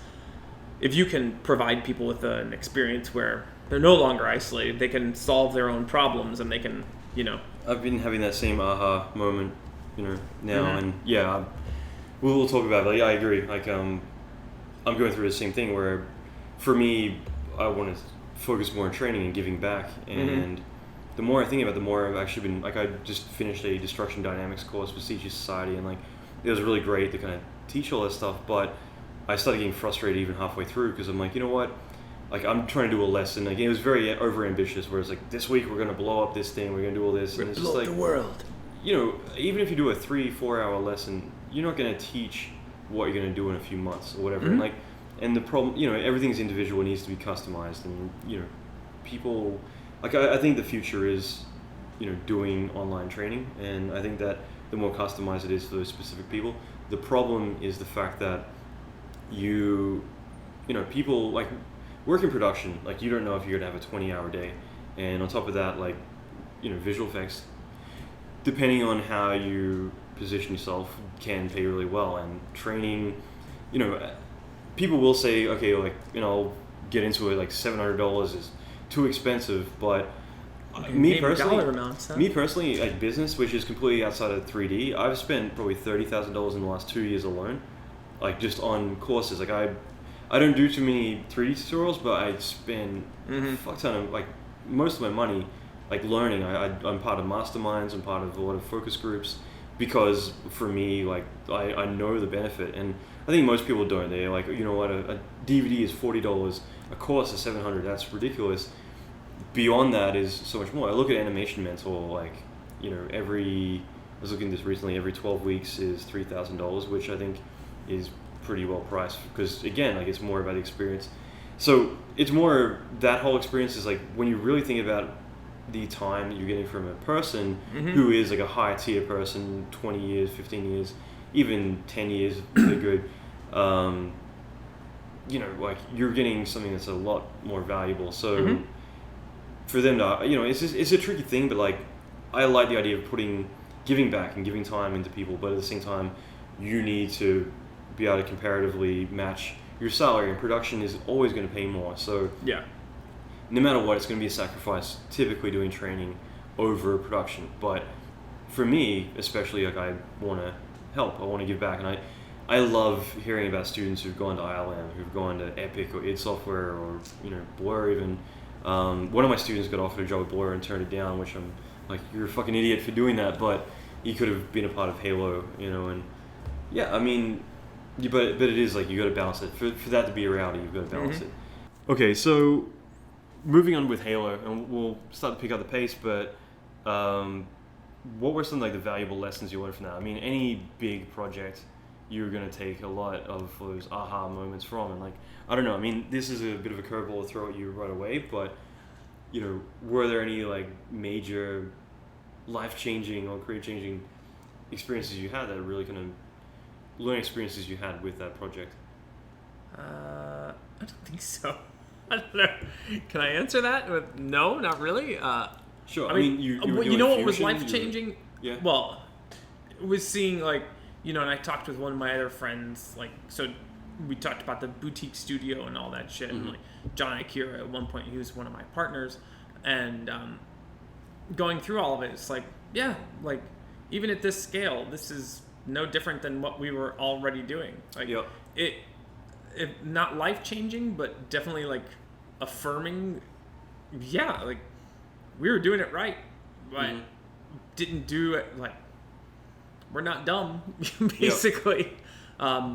Yeah, I think that would be the biggest things. I had to learn some software, Fusion or whatever, and I certainly have my opinion on that. But I was just about to say, please tell me. I'm kidding. We won't get into that. But yeah, you know, again, it is such an interesting thing. But like, I do think that the major difference is going to be if you go to the bigger studios, that where you literally are a discipline. And I only, not to knock the States, but like, it was only coming to the US that I first experienced, where people come in and they are the cloth guy, or they are whatever, and that's all they'll focus on. They'll get good at it. But like, I've always thought, like, jack of all trades is cool, but, you know, you need to be a specialist. And these days, I'm strongly the other way around. I think that you need to be, you know, specializing is not the future. It's more about, you need to be really fucking good at everything, and the more better you can be at that, the better. I mean, I think it, like, goes back to what we were talking about. It's like laying a decent foundation in lots of things. But we all, like, the problem is that too many people try to, like, be good at everything all at the same time, and that's not how I got here, and it's not how you got here. Like, I at one point focused on one thing, and then I focused on another thing, and once Exactly. I laid the groundwork in one discipline, I stacked up on top of that. And I think it's a mixed message that we send as an industry, that you need to be a jack of all trades, and that means like universities are trying to teach students fucking everything, and that's stupid. And what they do need is something to, like, I think we've talked about it. It's like laying the groundwork in one area, and then you build up on top of that. Yep. So that, to me, is like the most important. Yes, ultimately you're going to get to a point where you're multidisciplinary, just because you've gone to different studios, and no one studio expects you to do the same thing here as you did there, and by moving around you become more than that one thing that you might have focused on directly out of school. My philosophy is kind of like you, and this goes back to like the 90s of like back then, especially in Australia, something like that, or Detroit, you can't be a specialist. I never in a million years thought I could do effects for a living, and these days I don't do it as much, but I was a lighter, I was a modeler, I was a character animator. I animated a few episodes of Max Steel, and I would need to do everything. The first TV commercial I ever did, I was animating dogs' jows for a talking dog commercial, which I still remember the dialogue for. And then the next job I did was a print ad for some ice cream thing. It was like a fire hydrant. I had to model a high-res fire hydrant. Thing is, like, the jobs I do that were effects were more privileged to me. It wasn't, to me, I felt like I was the effects guy, but it didn't make me feel like that was my discipline. Right. So by doing that, though, you have a wider understanding. That's where I go back to, and I think it is a cheesy term for it, but I've always wanted to try and find at least a term for your surrounding areas. But trifecta was always like what kind of, for me, summarized it. But learning your surrounding areas means that on jobs you're going to get better or worse. There's a guy, Chris Pemba. He was a really amazing lighting guy back in like the like Willie Hammers, all those guys back in like the late 90s, early 2000s. I don't know where he is now, somewhere in Canada, but like he's fucking phenomenal. But It's frozen. He was someone that he did effects and lighting, and for me, like, lighting and camera work were two of the areas I probably neglected the most earlier in my career. And I'm not the world's best lighter, but I do understand lighting. I've souped plenty of jobs where you need photoreal, and I think that where I need to, I can do my job. It is something I neglect more for speed. I want to get the problem solving done and then go to the finishing. And typically in production, you don't get time for the finishing. Blur is probably a different state, and I'm kicking myself for saying it, but it's probably you get to do the finishing, but you'll end up doing it in your spare time. But I think I worded that right. But Chris Pember was someone that, at least it was the first time I really got to see where lighting could really drastically change a shot, because he would spend more time on lighting his shots than anything else. So doing a cloud environment, something like that, you could really make it shine. Lighting is everything. I mean, Exactly. You can give me a shitty model and put some good shaders on it and light it right, and it's amazing. I mean, like. But people are going to say comping is everything. Well, and I would agree, because I actually feel that compositing and lighting are go in tandem to each other, and I don't think that they're like two separate disciplines. The way I was taught, and I think this is the best way to light, is you're compositing simultaneously as you're lighting, and I'm constantly going back and forth. And I think like those two disciplines are almost one and the same. And things like V-Ray for Nuke coming out, I mean, when I saw that, however many years ago it was just like, yes, oh my god, nerd erection, like, this is amazing, this is the way it should be, this is what I've always wanted. And in some packages you're try to do finally fusing these two things together, but I don't see them as separate. So when I talk about lighting, I guess it's kind of, compositing is like, already in there. It's like when I was going back to Spider-Man, and I was saying, like, was it more nuke or was it 3D? And it's just like, well, these days for compositing, like, they can be one and the same, like and oh yeah, like one of my buddies, which I'm hoping to get on here, is John Brannick, who came from Weta, and like I remember he came back to the States after working at Weta on Planet of the Apes and Hobbit and everything else, and he's telling me how depressed he was when he loads up Nuke and the deep compositing was 2 nodes. Whereas at Weta, it's like literally, like the whole pipeline is built around that, and like there's so much power and flexibility on top of the 3D stuff. And like, you know, you see particle systems even now, like, and again at Weta, he was saying how a majority of the water, not Naiad water, but water reflections, everything else, is literally they draw a plane, you know, angle it, and then you're getting reflections, you're getting ripples, the interaction, everything in comp. Like the more you're going to lean towards comp, the better it's going to be. Yep. And XSI, to a degree, has tried to do that. And then you look at Maya IPR and everything else, which was like, I'm talking more a decade ago, we're trying to get like more interactive rendering, everything else going. But like at the end of the day, like, you know, and then going back to the 90s, like 3D has always been a pile of crap, especially back then. You would give your compositors your big pile of steaming crap and they would make it a miracle and they'd make it look amazing. And, you know, and ultimately that's where the finishing is going to be done. If you want to try and get 100% perfect in 3D, great, but it's going to be 10 times more work. And that in itself can be an Achilles heel. At many recent studios I've worked at, as well as many older studios. But even, I mean, Blur is like I would agree with you, except for then Blur exists, which is like get 90% of it done in 3D. But and that's actually what I'm referring to, is where it can be your Achilles heel, because you can go and do it 99% in 3D, which I personally feel they do. It's like, when it gets to the comp, it's more, you know, it's kind of like putting in After Effects if you just want to output a quick time. I'm not simplifying to that point, but I'm trying to say that some shots are. I mean, some shots literally are that simple. Yeah, it's like you want to get some like B, glossy A over bloom B, and a and few you're other done. things. And put a little glow. And that's like an example of how amazing Blur is and what they do. However, on the flip side, you'll get, you know, a lot of TV house. I actually started watching, I regret this, but I've been sick the last few days. Watched some new Supernatural, like that TV show, and never seen it. I watched 3 minutes of it with my girlfriend last night before I turned it off because it was too embarrassing to watch with someone else because it's that bad. But the thing is, TV effects. I'm looking at that. There's so many TV effects in that. It's like True Blood without the sex. So why would you want to watch that? Again, don't watch True Blood. Girlfriend does, but yeah, Supernatural. I mean, no. Supernatural. I got you. Yeah. Supernatural without the sex. Well, what's the point?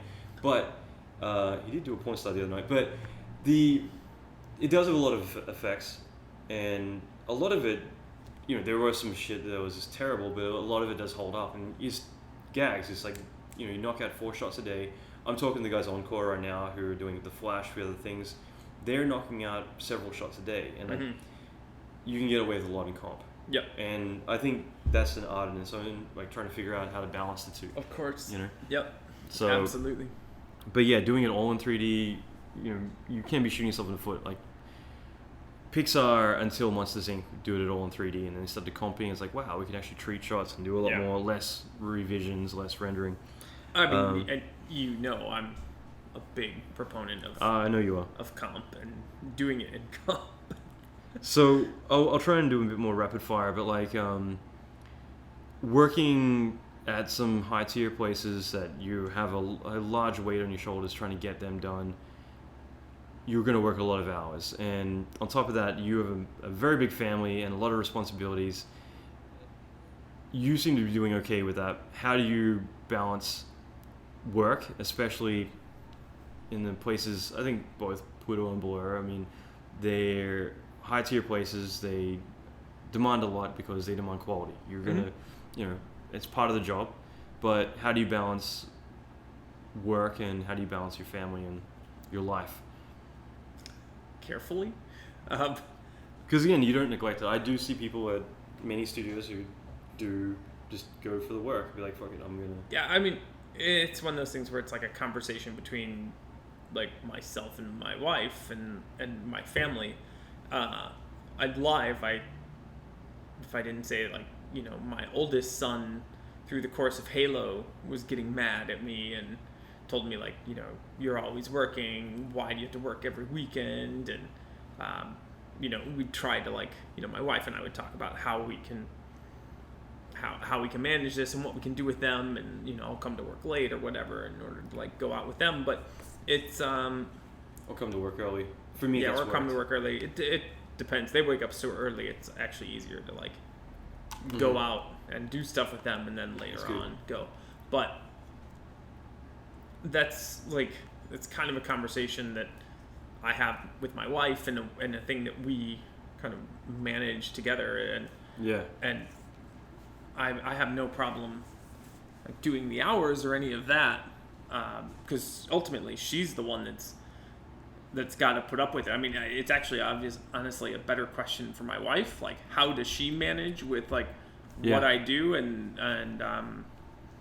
the expectations that I have? And I'm honest and communicative with her, and she does like a fantastic job with that side of it and dealing with the fallout of it, basically.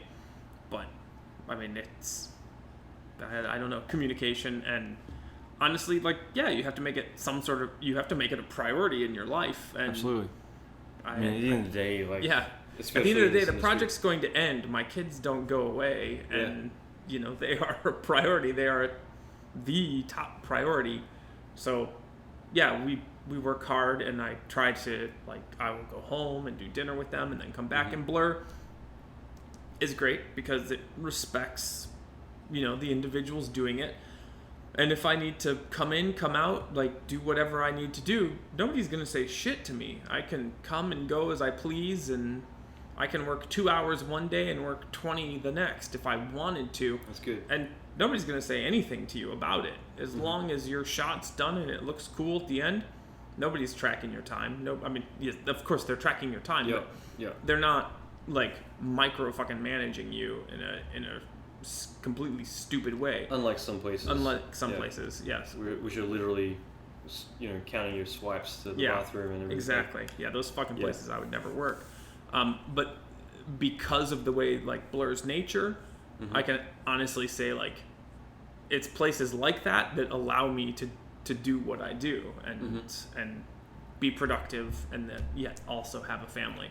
I'm curious, like, because anytime I talk to you, you always talk about, like, new software or plugins that you're learning, as well as tutorials, like, oh, did you check this out? And, like, again, by far my biggest flaw is, like, I don't do tutorials, and I'm trying to change that, because for me, I'm just like, oh, okay, like, I'll figure it out when I need to, and you learn on the fly. But, like, there's so many people, especially now, with so much valuable information, and for you to kind of be ignorant enough to be like, I know what's right, it's stupid. So, but you definitely seem to have, like, a good finger on, like, what's, who's doing what and what's going on, and, like, what tools are coming out, and you are very multilingual when it comes to packages out there. Like, I'm just curious, like, on the same subject, like, where the hell do you find the time in between, even when you were back in Detroit, like, you had a very, demanding job and family, so how do you manage all that?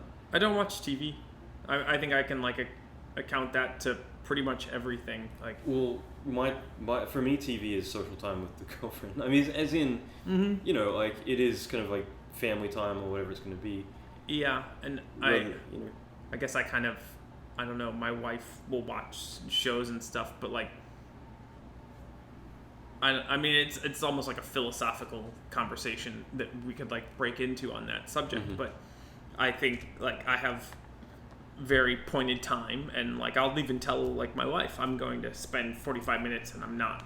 Like, I'm doing X for 45 minutes, and I carve out time. I just, like, always do it, and I make it very specific, and I tell her, like, so she's got an expectation of what it's going to be, but it's always been that way, and she can watch whatever stupid smut show that she wants to watch. True Blood. Yeah, she can watch True Blood, which I'm not going to watch, and then afterwards, I might watch something with her, but even then, like, I just try to, like, not, because I don't see her as much as I would like. Anytime I do have with her my relationship, I don't want it to be about watching TV. So I've been having the conversation myself. Yeah, and that's. I'm even like, if we watch TV, then it can be a documentary or something where it's something you kind of gain. And it sucks. I mean, it's a hard thing to not, like, watch any TV, because, like, people at work, they talk about TV shows and stuff like that. You don't have, like, an in a lot of areas. Yeah. But it means that Sorry, I Dale. know what the fuck is going on. Yeah, I don't play video games. I don't watch TV. I don't do any of that. Like I research and do little tests and figure shit out while I'm at home. Yeah. And that's in some ways too, like being multidisciplinary, and it allows me, like, if I was building an environment all day long, it's almost therapeutic to come home and just like throw out some like fluid sim and like do some little thing, and just like for shits and giggles, like, oh, I had this idea and I want to try this thing, and spend 20 minutes trying to, like, do this thing in Houdini just for fucking fun. I was kind of curious about that, like, because you are multidisciplinary, and especially more, let's go on the more technical side, multiple software packages. And for me, that's interesting because, I mean, Houdini, I don't know, like, I don't use as frequently, but Maya, Max, I've been, hand in hand my entire life. And, the reason for that is because I'll shuffle between studio to studio to studio, and for you, though, I mean, it sounds like you went pretty much like, previously architecture, everything else, but it sounds like, correct me if I'm wrong, Speed Shape and then Pluto, Blur. I mean, in some places in between, but been a couple other places. Yeah, no, We don't absolutely, talk about those places. absolutely. But I mean, it's still consistently the same Give work, them airtime. same studios, same work, same packages. So, for you to pick up multiple different packages, what's your motivation behind that? I would assume that it's more going to be a Pluto where you have more freedom because you're kind of calling the shots to some degree. So, Well, to a lot of, I mean, what's to your the degree. what's your motivation behind that? I mean, my motivation behind it was working with the best software and the people who are developing the best software. And James Vicor and I kind of went through, like, if we're going to be doing effects work, like, who are the people that are actually, like, you can fucking call them and you are having an issue and they are going to fix it. Why and do you don't call have me? Yeah, right. Well, I mean, like, so side effects is very different than the other people who can go nameless, but, like, They're more hands-on. they're very hands-on. They're not more hands-on. I mean, like, it's to the point where I've had issues and I've emailed them a file and been like, what the fuck? And Did you ever do the real flow? yeah, right. Sorry. Yeah, actually, and yeah, there's a myriad of reasons why I also ditched RealFlow. Well, you and I know that. Well, there's Like, that, but yeah, that was so, my time. At any rate, like, I would send them something and I was having a problem. Not only did they respond to my problem, they would send me back like 3 different iterations of how they would address the problem. That maybe, like, I wasn't doing it the, like, most productive way and whatever, and, like, they also attacked it. And here's how they might do it. I mean, like, That's cool. What the fuck? You don't get that from other software, like, developers. They do have an internship, which I've had Yeah. a few of ILM buddies go through, and it makes sense. Like, they're actually training even their own staff to deal with production rather than it being more, we have a bunch of AutoCAD guys who are going to authorize your, serials and I mean, it's like, I think they get it on a different level, and they are doing, I'm sorry, but they're consistently producing the cutting edge shit. Everybody is, like, running behind them, trying to play catch up. And as cryptic as the software is, like, it's not necessarily the most user friendly, for damn sure. But coming from Nuke, like, I think, like, my background there suits me, and I really like node based. What version did you start in? 10? Okay. I was curious because, like, 10 or 9? 9, yeah. Okay. I started in 9. And again, like, I've souped plenty of Houdini jobs, but hands-on, I've got experience with pyro effects. The rest of the package, in production, not as much, but I do know it to some degree. But, like, my problem was, like, 8 and 9. I heard night and day. Yeah, I've heard that. I definitely never used 8. So at the time, like, I was working with one of the top Houdini artists out there. Rainy Sudden, he came from Framestore. He's been using his whole life. Brilliant guy.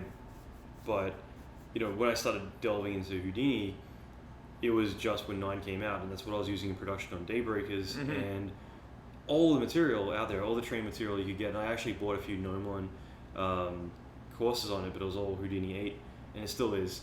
And that was an issue just because it's like the interface, it wasn't updated, it was completely rebuilt to be more like Maya, which I think is a smart move, because prior to that, like, you know, even I remember Houdini 1 when it came out before Prisms, or sorry, after Prisms, is you know, that's when I first heard about it. And, like, the friends that I had who were using it, they're like, yeah, it is alien. I didn't really know what they meant by it's alien, you know, coming from Maya until I actually used it, or looked at it, I should say. But it's just like far out, like, yeah, it is. And then Houdini 9 is where it made its transition, and it's like, okay, now it's like you're familiar at least. The mindset, you know, going through pop shops and DOPS and everything else is going to be a little bit of a learning curve, but I think a lot of it comes back to, like, I have zero loyalty to any software. I think it's smart. have, like, software that I like, and I like it at the moment, but the second that even, like, Nuke, if something came along that was better, I'd fucking ditch it in a heartbeat. You got to evolve. Yeah, I mean, and that's like, I will hands down ditch any software instantly. The second, like, something is there where it's like, oh, this just makes more sense. And once you get into Houdini and you start, like, messing with it, real flow, like, yeah, I mean, I don't want to, like, turn this into, like, a software bashing thing, but, like, the flip solver was fucking great. The flip solver is so much fun. I mean, it turned things where I was like, you motherfucker, like, in real flow, and I'd get in there and it's like, oh my god, this is so fucking easy, like, holy shit. I might as well say it, like, I came out to Detroit it was more of a meet and greet, but you were like, okay, well, you're out here, here's a shot. And I came on to do just like a car wheel splash, and I literally, I mean, again, it wasn't like the focus was on that, but I ended up spending, out of production time that I actually was doing production, a good amount of time, like, literally just trying to get a freaking SD file to read keyframe, rotation, and positional data, and it was, like, no matter what I did, I basically left that week. Like, it was great, it was productive in terms of everything else. In terms of 3D, yeah, I shouldn't have bothered. And that was it. Like, that forever changed me on RealFlow, where it's just like, I couldn't even sim anything because I couldn't get a wheel to come from Max into RealFlow. Yeah, because it's their proprietary SD thing. Yeah. Is now terrible. Limbic has supported it. It's going to be no, better, but finally. Yeah, and it has made 2014, I think, is for me, because I feel like finally the SPH solver became good a few years ago, where it's like it's stable and fast. The transformation and everything else. Fast compared to what? I have no experience in terms of, like, flip solver, for instance, with Houdini, but I mean, my, like, biggest things is, like, Houdini, you can basically say, like, I want more flip, or more grid or less grid. I want it to go more toward the SPH. I'm talking SPH. I'm not talking about, like, let's say Hybrido. I'm not talking voxel-based stuff. That's the thing. For me, I got spoiled. I worked at Frantic Films that developed Flood, and Flood never got commercially released. They were talking to XSI at one point in Autodesk, but which was funny because this is before Autodesk acquired XSI. But I'm pretty sure I can say this stuff now, but the big thing was, okay, we will port it to XSI, show us your books and show us that we're going to get the royalties that we're talking from sales. And back then it was just like, oh my god, like, how is XSI even able to stay afloat? So when Autodesk bought it, I think it was more of a charity case. It was more like, okay, and the thing is, I used XSI in the 90s, not XSI, sorry, Softimage in the 90s, Softimage 3.7 Extreme for a year and a half in production. And the thing was, like, even at that point, it was old, but Sumatra was coming, and that was the big holy grail, was Sumatra. XSI was around the corner. It had been around the corner for 5 years, but it was coming, and it was going to revolutionize everything. XSI 1 came out, and it fucking failed every single way. XSI 1.5 was better to fix all the bugs, but it was a fucking failure, and all it takes is releasing things prematurely, and it just everyone moved to Maya. But it's funny, like, of all of the Autodesk programs, for me personally, XSI and Softimage is the best. of them. And the only reason, like, I totally dug Ice. I really loved it as an effects artist. P-Flow is still single-threaded. Fucking hate P-Flow. And Max Script. So, like, Ice was so fantastic, especially having come from, like, trying to do shit in P-Flow that just, like, for years would piss me off. And then you have to have a plug-in and another plug-in and another plug-in, and now, now Box is included. Well, yeah, like, fucking great. Yeah. But too little, too late. So the writing was definitely on the wall a number of years ago, and that's kind of when we made the switch to Houdini. But, like, it had that not been the case, like, I definitely would have stayed with something like Softimage, because V-Ray is there, and I mean there was a strong reason to stay there as opposed to going to Houdini, which I totally dig Houdini, but one of the first things that, like, James tasked himself with doing was trying to, like, write V-Ray into Houdini, and he was working on that while we were there, because I'm sorry, like, I want to be able to have, like, a one-for-one match from one app to another app, and you don't always want to have, like, these intricate pipelines. We're going back and forth. I mean, he wrote, like, PRT things so I can export, like, PRTs out from Houdini, and then, like, I'm bringing those in and frost meshing them, and it's this whole, like, PRT pipeline, when it would just be really nice to, like, mesh it using their meshing, the inherent meshing solvers inside of Houdini, which are good, which are solid. Well, PWrapper, that plugin for, like, that's how that came to be, is that I've been working so much in RealFlow, and I was using Glue 3D. Glue 3D. And I didn't like... It's GPU enabled. I didn't like Glue 3D, but the thing was, I was friends with Jesus Pedrosa and the guys who developed it, Santi, I forget his last name, but, like, I was good friends with them. I've known them my entire life, and the thing was, anytime I went to build a mesh, I'm like, it instantly would pop up, and after a while, I was just like, can you give me the mesher without Glue 3D, just so I can use it on regular particles? And they're like, yeah. So for, like, 2 years, like, and I'm pretty sure I was the only person on the planet doing it, but, like, it essentially was Frost before Frost. I was not the only person. I've seen some tutorials on it. No. I'm saying, like, this is 05. Like, I'm pretty sure PWrapper officially came out 07. That's what I mean, like, because it was written because I said, hey, can you give me the mesher without Glue 3D? Because Glue 3D was cool. It originally came in from Maya, then ported to Max, and it was what it was. It wasn't bad. It's actually funny, now I get into it, because they're ex-employees of, and it's funny because there's other people out there who have been accused of this too, but they're ex-employees of Next Limit. They worked for Next Limit in Madrid, and the work conditions weren't the best, and they weren't, like, the way they describe it, and it's funny because this is back in 03. It's way back when. Because I was helping Weta and Next Limit on Lord of the Rings, Return of the King, because they had started using started using RealFlow for Return of the King for the final, like, Golem sequence, and it was funny because I was talking to David Gould, who was one of the main TDs doing the shots at Weta, and meanwhile I was working with Next Limit because they were trying to get, I forget the term of it now, but, like, essentially multi-node simulation, so you could sim a RealFlow sim over several computers, which I didn't think was possible, but I was working with them on trying to figure out a way to do it. And essentially you can, like, more kind of fuzzy logic back and forth. It's not tangible, it's not accurate, but they wanted to do that because they wanted to get these high-res sims that weren't doable. Anyway, so it was just funny. I was kind of stuck in the middle of this, like, big production, and meanwhile, like, there were a few guys who got fired from Next Limit. They had all the code and the idea behind it, so they went and made Alien 3D, I think it was, or whatever. Anyway, so, like, they made that plugin, and so it wasn't, it was one of those things where Next Limit was like, you stole our code, and it was like this big thing behind that. Whereas, like, well, no, like, we know how to do this shit, and it's more of like a non-compete clause, really, if anything. Yeah, I think there's a couple of instances where that's happened.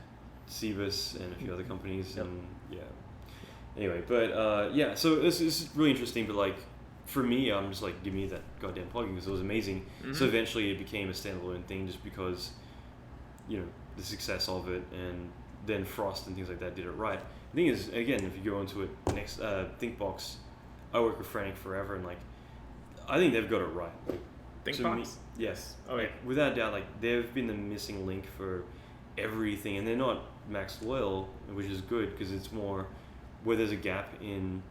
To me, as an effects artist, they're the only thing that's keeping Max alive. Yes. I mean, like, without them, I can't do shit. Say fume effects, but like, I don't know. Most of the time, what I'm doing, I do very little fume effects, and it's I don't like do much everything else. Krakatoa these days, but it's still one of the most powerful pieces of software I've ever used. Mm-hmm. Then you look at Deadline, then you look at Frost, and just the speed of doing complex. Frost, genome, magma. Like once you really start to understand magma flow, the more you, like, the more you get into all this stuff, it's just like it is the missing link. Like what they're doing, and I got into this recently with my technical director transformation course, like talking about monetization if you want to take the next step into other stuff. But like, I look at Chris Bond and his whole, because I've known those guys personally for 11, 12 years, and I've known him personally for 13 years. Well, good for you. But like Ken Zorniak, Chris Bond, like I remember I met Ken Zorniak in Korea, and like I've known those guys for a long time. They're awesome guys, but like I look at the whole history of the company, and for me, go on a tangent again, but like and this is something I told Tim Miller back in 2004. I said, like, in my opinion, your company shouldn't work, because I was obsessed. Like I went to start my own studio about a year later, but like I was always obsessed about pipelines and studios, and especially the front end, the business end of it. Mm-hmm. And for me, I didn't understand how a studio at the time, which was 100 people, it then shrunk down to about 50 later on, but 100 people work in a studio where it was more like, if you finish a pass, you get on your Razor, which is a little scooter, and you scoot over to the other person across the room, and you tell them, okay, you can get the file from this place, and you scoot over to the next person. Like, it was so not built on pipeline, it's built on skill. Mm-hmm. And the talent there was amazing. Then I worked at Digital Dimension, who, if it wasn't for the owner, would have taken over the world. They had a chance to be phenomenal, and they were at one point. So they were completely pipeline driven, to the point where it stopped things from working. Like being too automated actually slows things down. Mm-hmm. And they were, to me, where I experienced a studio, which was, if you need to adjust, like there's one pixel wrong in your pass, you go back and you fix it in 3D. You don't rotor that little spark that's straight out of the shot. And it was just, it was going to ILM where they're like, yeah, we'll fucking warp the shit out of it. We'll make it all work. Like, it's just, I didn't know comp would ever get to that point where it's like, no, we basically grade shots. You make it all work in 3D. Is stupid. But there were one. Then Frantic was the other. And Frantic, by far, up until Atomic Fiction, after Frantic disbanded, Atomic Fiction's, and I just said no to a job recently, and breaks my heart, but like they're my favorite studio to work for. Frantic, they were the only Blur. I love Blur to death. Go Blur, go.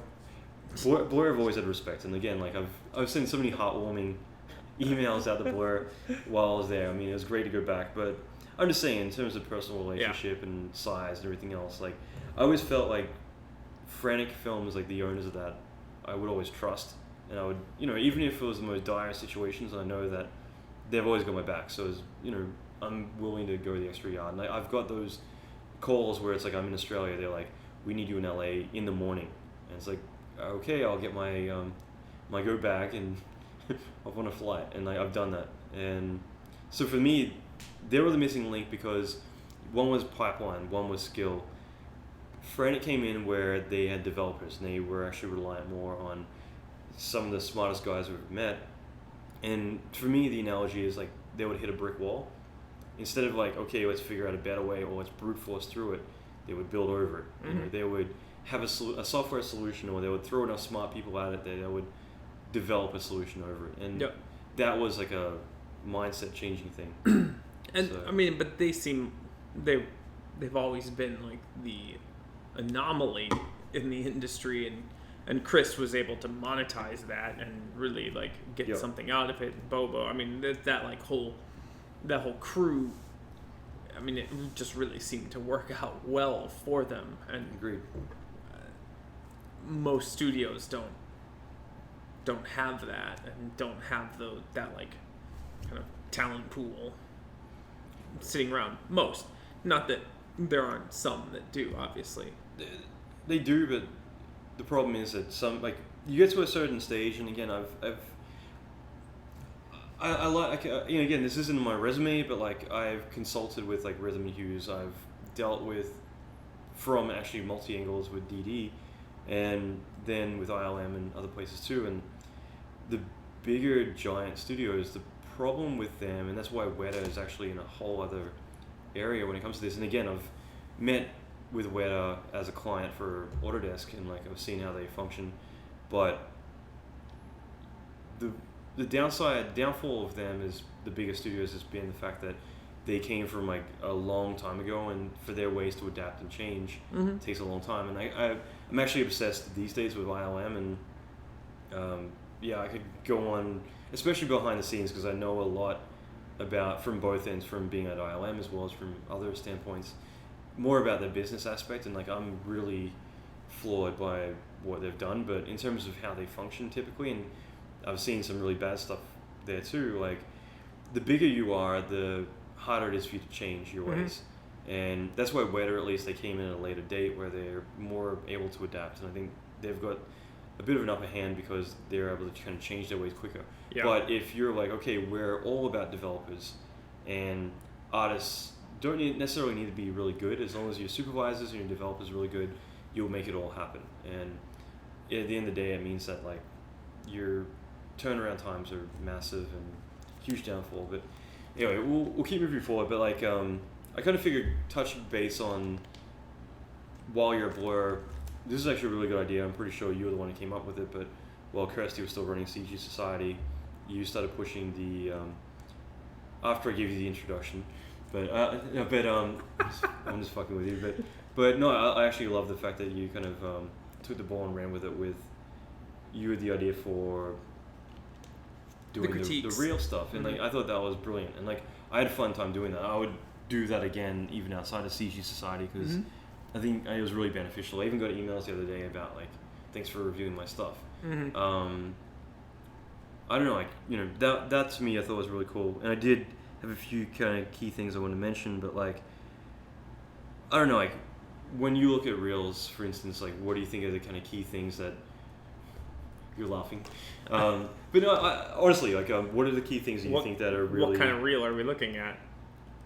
Yeah, I was actually going to get into two, but I want to try and consolidate it because there's so much I want to kind of cover. But I mean, okay, let's actually skip the whole fucking thing about like what do you look for in a reel? What do you think are the most crippling things that you see in a reel that destroy the confidence of you wanting to hire someone? So, knowing though, like my background, and like I come from smaller studios and I'm a boutique type of place, like type of guy. I believe in the small studios. Having big feature films in your reel, I probably won't fucking hire you. Like having what? Feature films, like big work, like where it's like I know 15 other people worked on this shot, and you're probably only taking credit for like one thing. Like, yeah, I'm way more interested in personal work and small scale like things that people have done. I mean, 2012, like it's an industry joke at this point. Like, yeah. I mean, everybody. If you notice, I've never had any 2012 stuff on my reel. But I mean, and those things become like, you know, kind of like they do become a joke. And I mean, yeah, if you have any 2012 on your reel, I definitely never hire you. No, I'm not. But I'm not joking. Like, you could have been the one like responsible for it, and that's great. Like, I think it's fucking awesome that you were actually the person that did it. But I swear to God, I've seen like 16 different people take credit for the exact same shot, and I know the fucking person that did it. I've had a lot of contradicting. Like, I did all this, and then I see three other people have done. I said the same thing. So I mean, and we've talked about this a little bit, but I'm more of like a small studio mentality, and I'm way more interested in like these are things that I specifically did, and it doesn't have to be from a film or whatever. And then obviously, like, you know, quality over quantity is definitely a big thing. Like, because it's demonstrating your ability to self-edit, and your ability to self-edit goes directly to your ability to create good content. And people that can create good content and self-edit, they can judge themselves, and when they come in, if as a supervisor, if I have a comment on what they're doing or their work, I know this person is not going to take it to heart and be in the bathroom crying because I said that doesn't look like all that awesome. Let's slightly tweak this. It's a business. It's a business, and they will take it to heart and make changes. They are already self-critiquing their own stuff. I like to think of visual. So I'm going to say it real quick, but I like to think of visual effects like 3D as painting a house. So someone says this sucks, go do this instead. I'm going to be like, all right, I'll fucking paint it pink and yellow, whatever you want. You treat it like that instead of because I've had on Blade, there's a guy who was literally in tears, and we had to sit him down because the director was in the other room and he wanted to go storming in there and tell him that he's fucking the shots up. You want to go to David Goyer and be like, no, because you did it wrong. Because basically he wanted to put lens flares on whenever a vampire dies. It was lens flare contamination is the term we came up with, but whenever a vampire dies, it flares up the screen yellow. And we had to give him a big speech about you know what, when the movie's done, you can always render out in Fusion your comps without the lens flare for your reel, but this is the director, and they're hiring you to paint a fucking house. They're hiring you to do something. You can give your input if you want once, but if they say fuck you, then you don't go and argue, fight them. Yeah, I think a lot of that even goes back to a broader conversation we've had about the industry, and it is a business, and too many of us forget the fact that it's a business, and it's fan based. We really want to work on this thing, and you're willing to sacrifice everything. Your dignity. Next Star Wars is going to be exactly you're that. going to work on Star Wars, and that's fucking great. Okay, cool, I guess. But you can't working on it and sacrificing your dignity, your financial responsibilities, all these things. I was going to talk about all that stuff with you. Yeah, you're an asshole. And you're not only an asshole, you're fucking everybody else. You're the biggest asshole on the planet because these fanboys, as I think most of us call them, they're contaminating the talent base basically, and they just kind of ruin everything because they're not an adult and people that have legitimate responsibilities. We have families. I'll fucking get by, but they definitely they're messing stuff up, and they're. For me, it was question 99 of 100 that I was going to ask you, but no, But you know my opinion on it. We're on it, but I think it's worthwhile because I think a lot of people aren't aware that underselling yourself isn't doing your privilege. There's a thing in Australia called DLF, the worst, which is Digital Labour Federation, which essentially is a mailing list that's been around for 20 years. It's the mailing list for, or at least it was for a long time, for 3D in Australia, and over time it grew and grew and grew. But there would be people who would post on that and say, I want to get in this industry really bad, I will work for free. And everybody, the Pixar, Sony, or not Sony, sorry to name Sony in this, Pixar, ILM, this wage fixing. Sony's a Canada company at this point. So. But Sony actually said, no, we're not going to do this shit. So I don't want to name them in this, but these companies that did this, the only reason that they were able to do this is because we, as a populace, as artists, are idiots. And we're way more interested in I worked on Monsters Inc. or I worked on Star Wars, and these racking up these credits is more important to us than were you reasonably paid for the job that you did. You're talking about the legal stuff that Pixar's all gone the legal through. stuff. You can blame and you can think Catmull's a dick and all this stuff. and that all these people, I'm never going to use his render any aliasing. Whatever. But like these people aren't the crooks. I mean, they took advantage of an immature populace acting like a bunch of fucking kids. It's also the Bay Area specifically. But just to clarify for anyone listening, Pixar, ILM, Disney. It's not just Bay Area. For the most part, these people at least had kind of, let's say, what's the right word for it? I was going to say conspired. Conspired. Yeah, I've been fix wages. I've been sitting all day with a really East Northern Canadian and an Italian girl all day, so my English is all jacked up. So, but they've conspired together to keep rates down. To wage fix. Yeah, to say, you will not offer more than this base salary, and you will give us a chance to, counteract if we need, to counter offer if we need to, but essentially you will keep it within this bracket. And so all of them got together and said, we will keep it within this bracket because they've got the fucking pick of the litter in terms of the best people. You have like Blue Sky, which was on East Coast, it was out of the fucking picture. New York. So if you were to say like, okay, well, if you're off the same money, and Tippett wasn't named in this, which I thought was interesting, but there's no one else around. So everyone on the East Coast, because there is only literally about 8 studios at this point: Whiskey Tree, Atomic, Tippett, ILM, Pixar.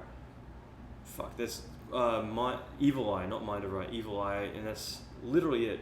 And Entropic. So that's it for San Francisco.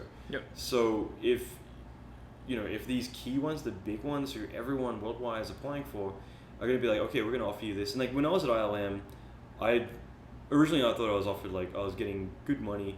Then I found out what everyone else is offered. And I still think to this day, I'll put this out there, ILM has been the best employer I've ever had. And I'm not talking about like loyalty and all this kind of stuff, but when you go there, like the perks are good. Like they make it like a family day, all that kind of stuff. That's why I'm not criticizing the companies themselves. Exactly. I'm criticizing us as a mob. Yes. And that mentality. People shooting everyone else in the foot. Yeah, people shooting everybody else in the foot. And the problem is it's not that you couldn't get a better paying job. You could. I'm sorry. Like, what we were doing in Detroit and automotive and all of that, I made better fucking money there than I make here. And like 8 years ago, we made even more money than anybody probably around here made working on like Pixar's Monsters Inc. or whatever fucking Star Wars you worked on. Like, it was never about money. It's never been about money.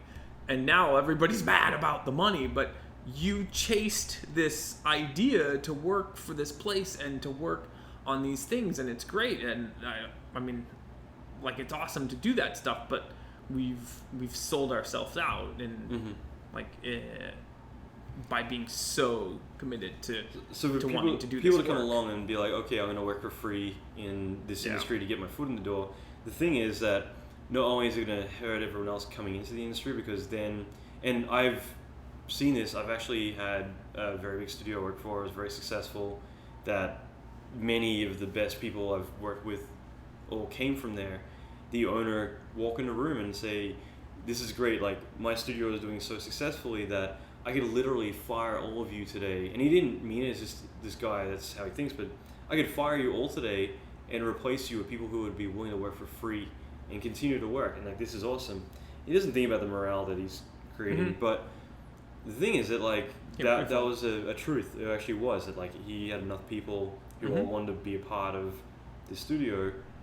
I'll say a Digital Dimension, because I mean they're fucking in Montreal now. They're receded back there, and they don't have a good rep. So, but yeah, I mean like it's one of those things that like you're shooting yourself in the foot, but you're shooting everyone else in the foot. Thing is, then on top of that, all the senior staff do get angry because suddenly they are like higher tier. But they're suddenly having to compete with people, because like they go to studios and they're like, well, we have these guys who are junior and they're offering this much money to go work on a project. So suddenly it's like, well, I've got 20 years experience, they've got 3, but you're going to hire them because they're $20 an hour cheaper. So the whole, it's not like, okay, you're doing someone a disfavor. It's more, it disrupts the whole entire industry.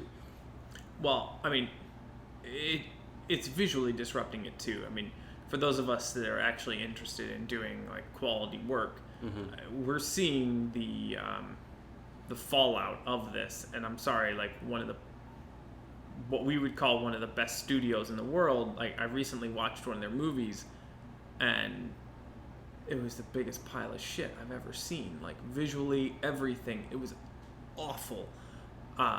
So disappointing. So disappointing. Just watched it just the other night. Okay. So disappointing. I'm not going to name them. No, I'm not going to ask. But I mean, it's all of this stuff is coming to a fold, and we peaked. It's like we as a profession peaked, and we're going down. Like the visual quality is not getting better, and it's in fact getting substantially worse. Unfortunately, I mean, it's shocking to me to see like what was top and what is top now. It's like, wait a minute, like do we take like a hot tub time machine like somewhere, or like I took a hot tub time machine back 12 years and that's current hot tub time machines. Okay, so that's part 1. Now there's a part 2, which like I said, this is a long interview. We kind of I think had probably too much wine. I can't remember now, but I've got another episode with him coming up. Lots more content we go through, so definitely tune in for that. It will be out in a few days. And in the meantime, do me a favor and go to facebook.com/Alan F. McKay, which is my Facebook page. Click like to follow me. I'm saying that because I want to pump out a lot of really cool stuff soon, and I'd love for you not to miss out on that. So if you get a chance, go to facebook.com/Alan F. McKay. So ALLANF for Frank, MCKAY. So Alan F. McKay. Check out my Facebook page. Let's be friends, and I'll talk to you soon. All right, guys, rock on. Have a good week, and I'll be back with another episode shortly.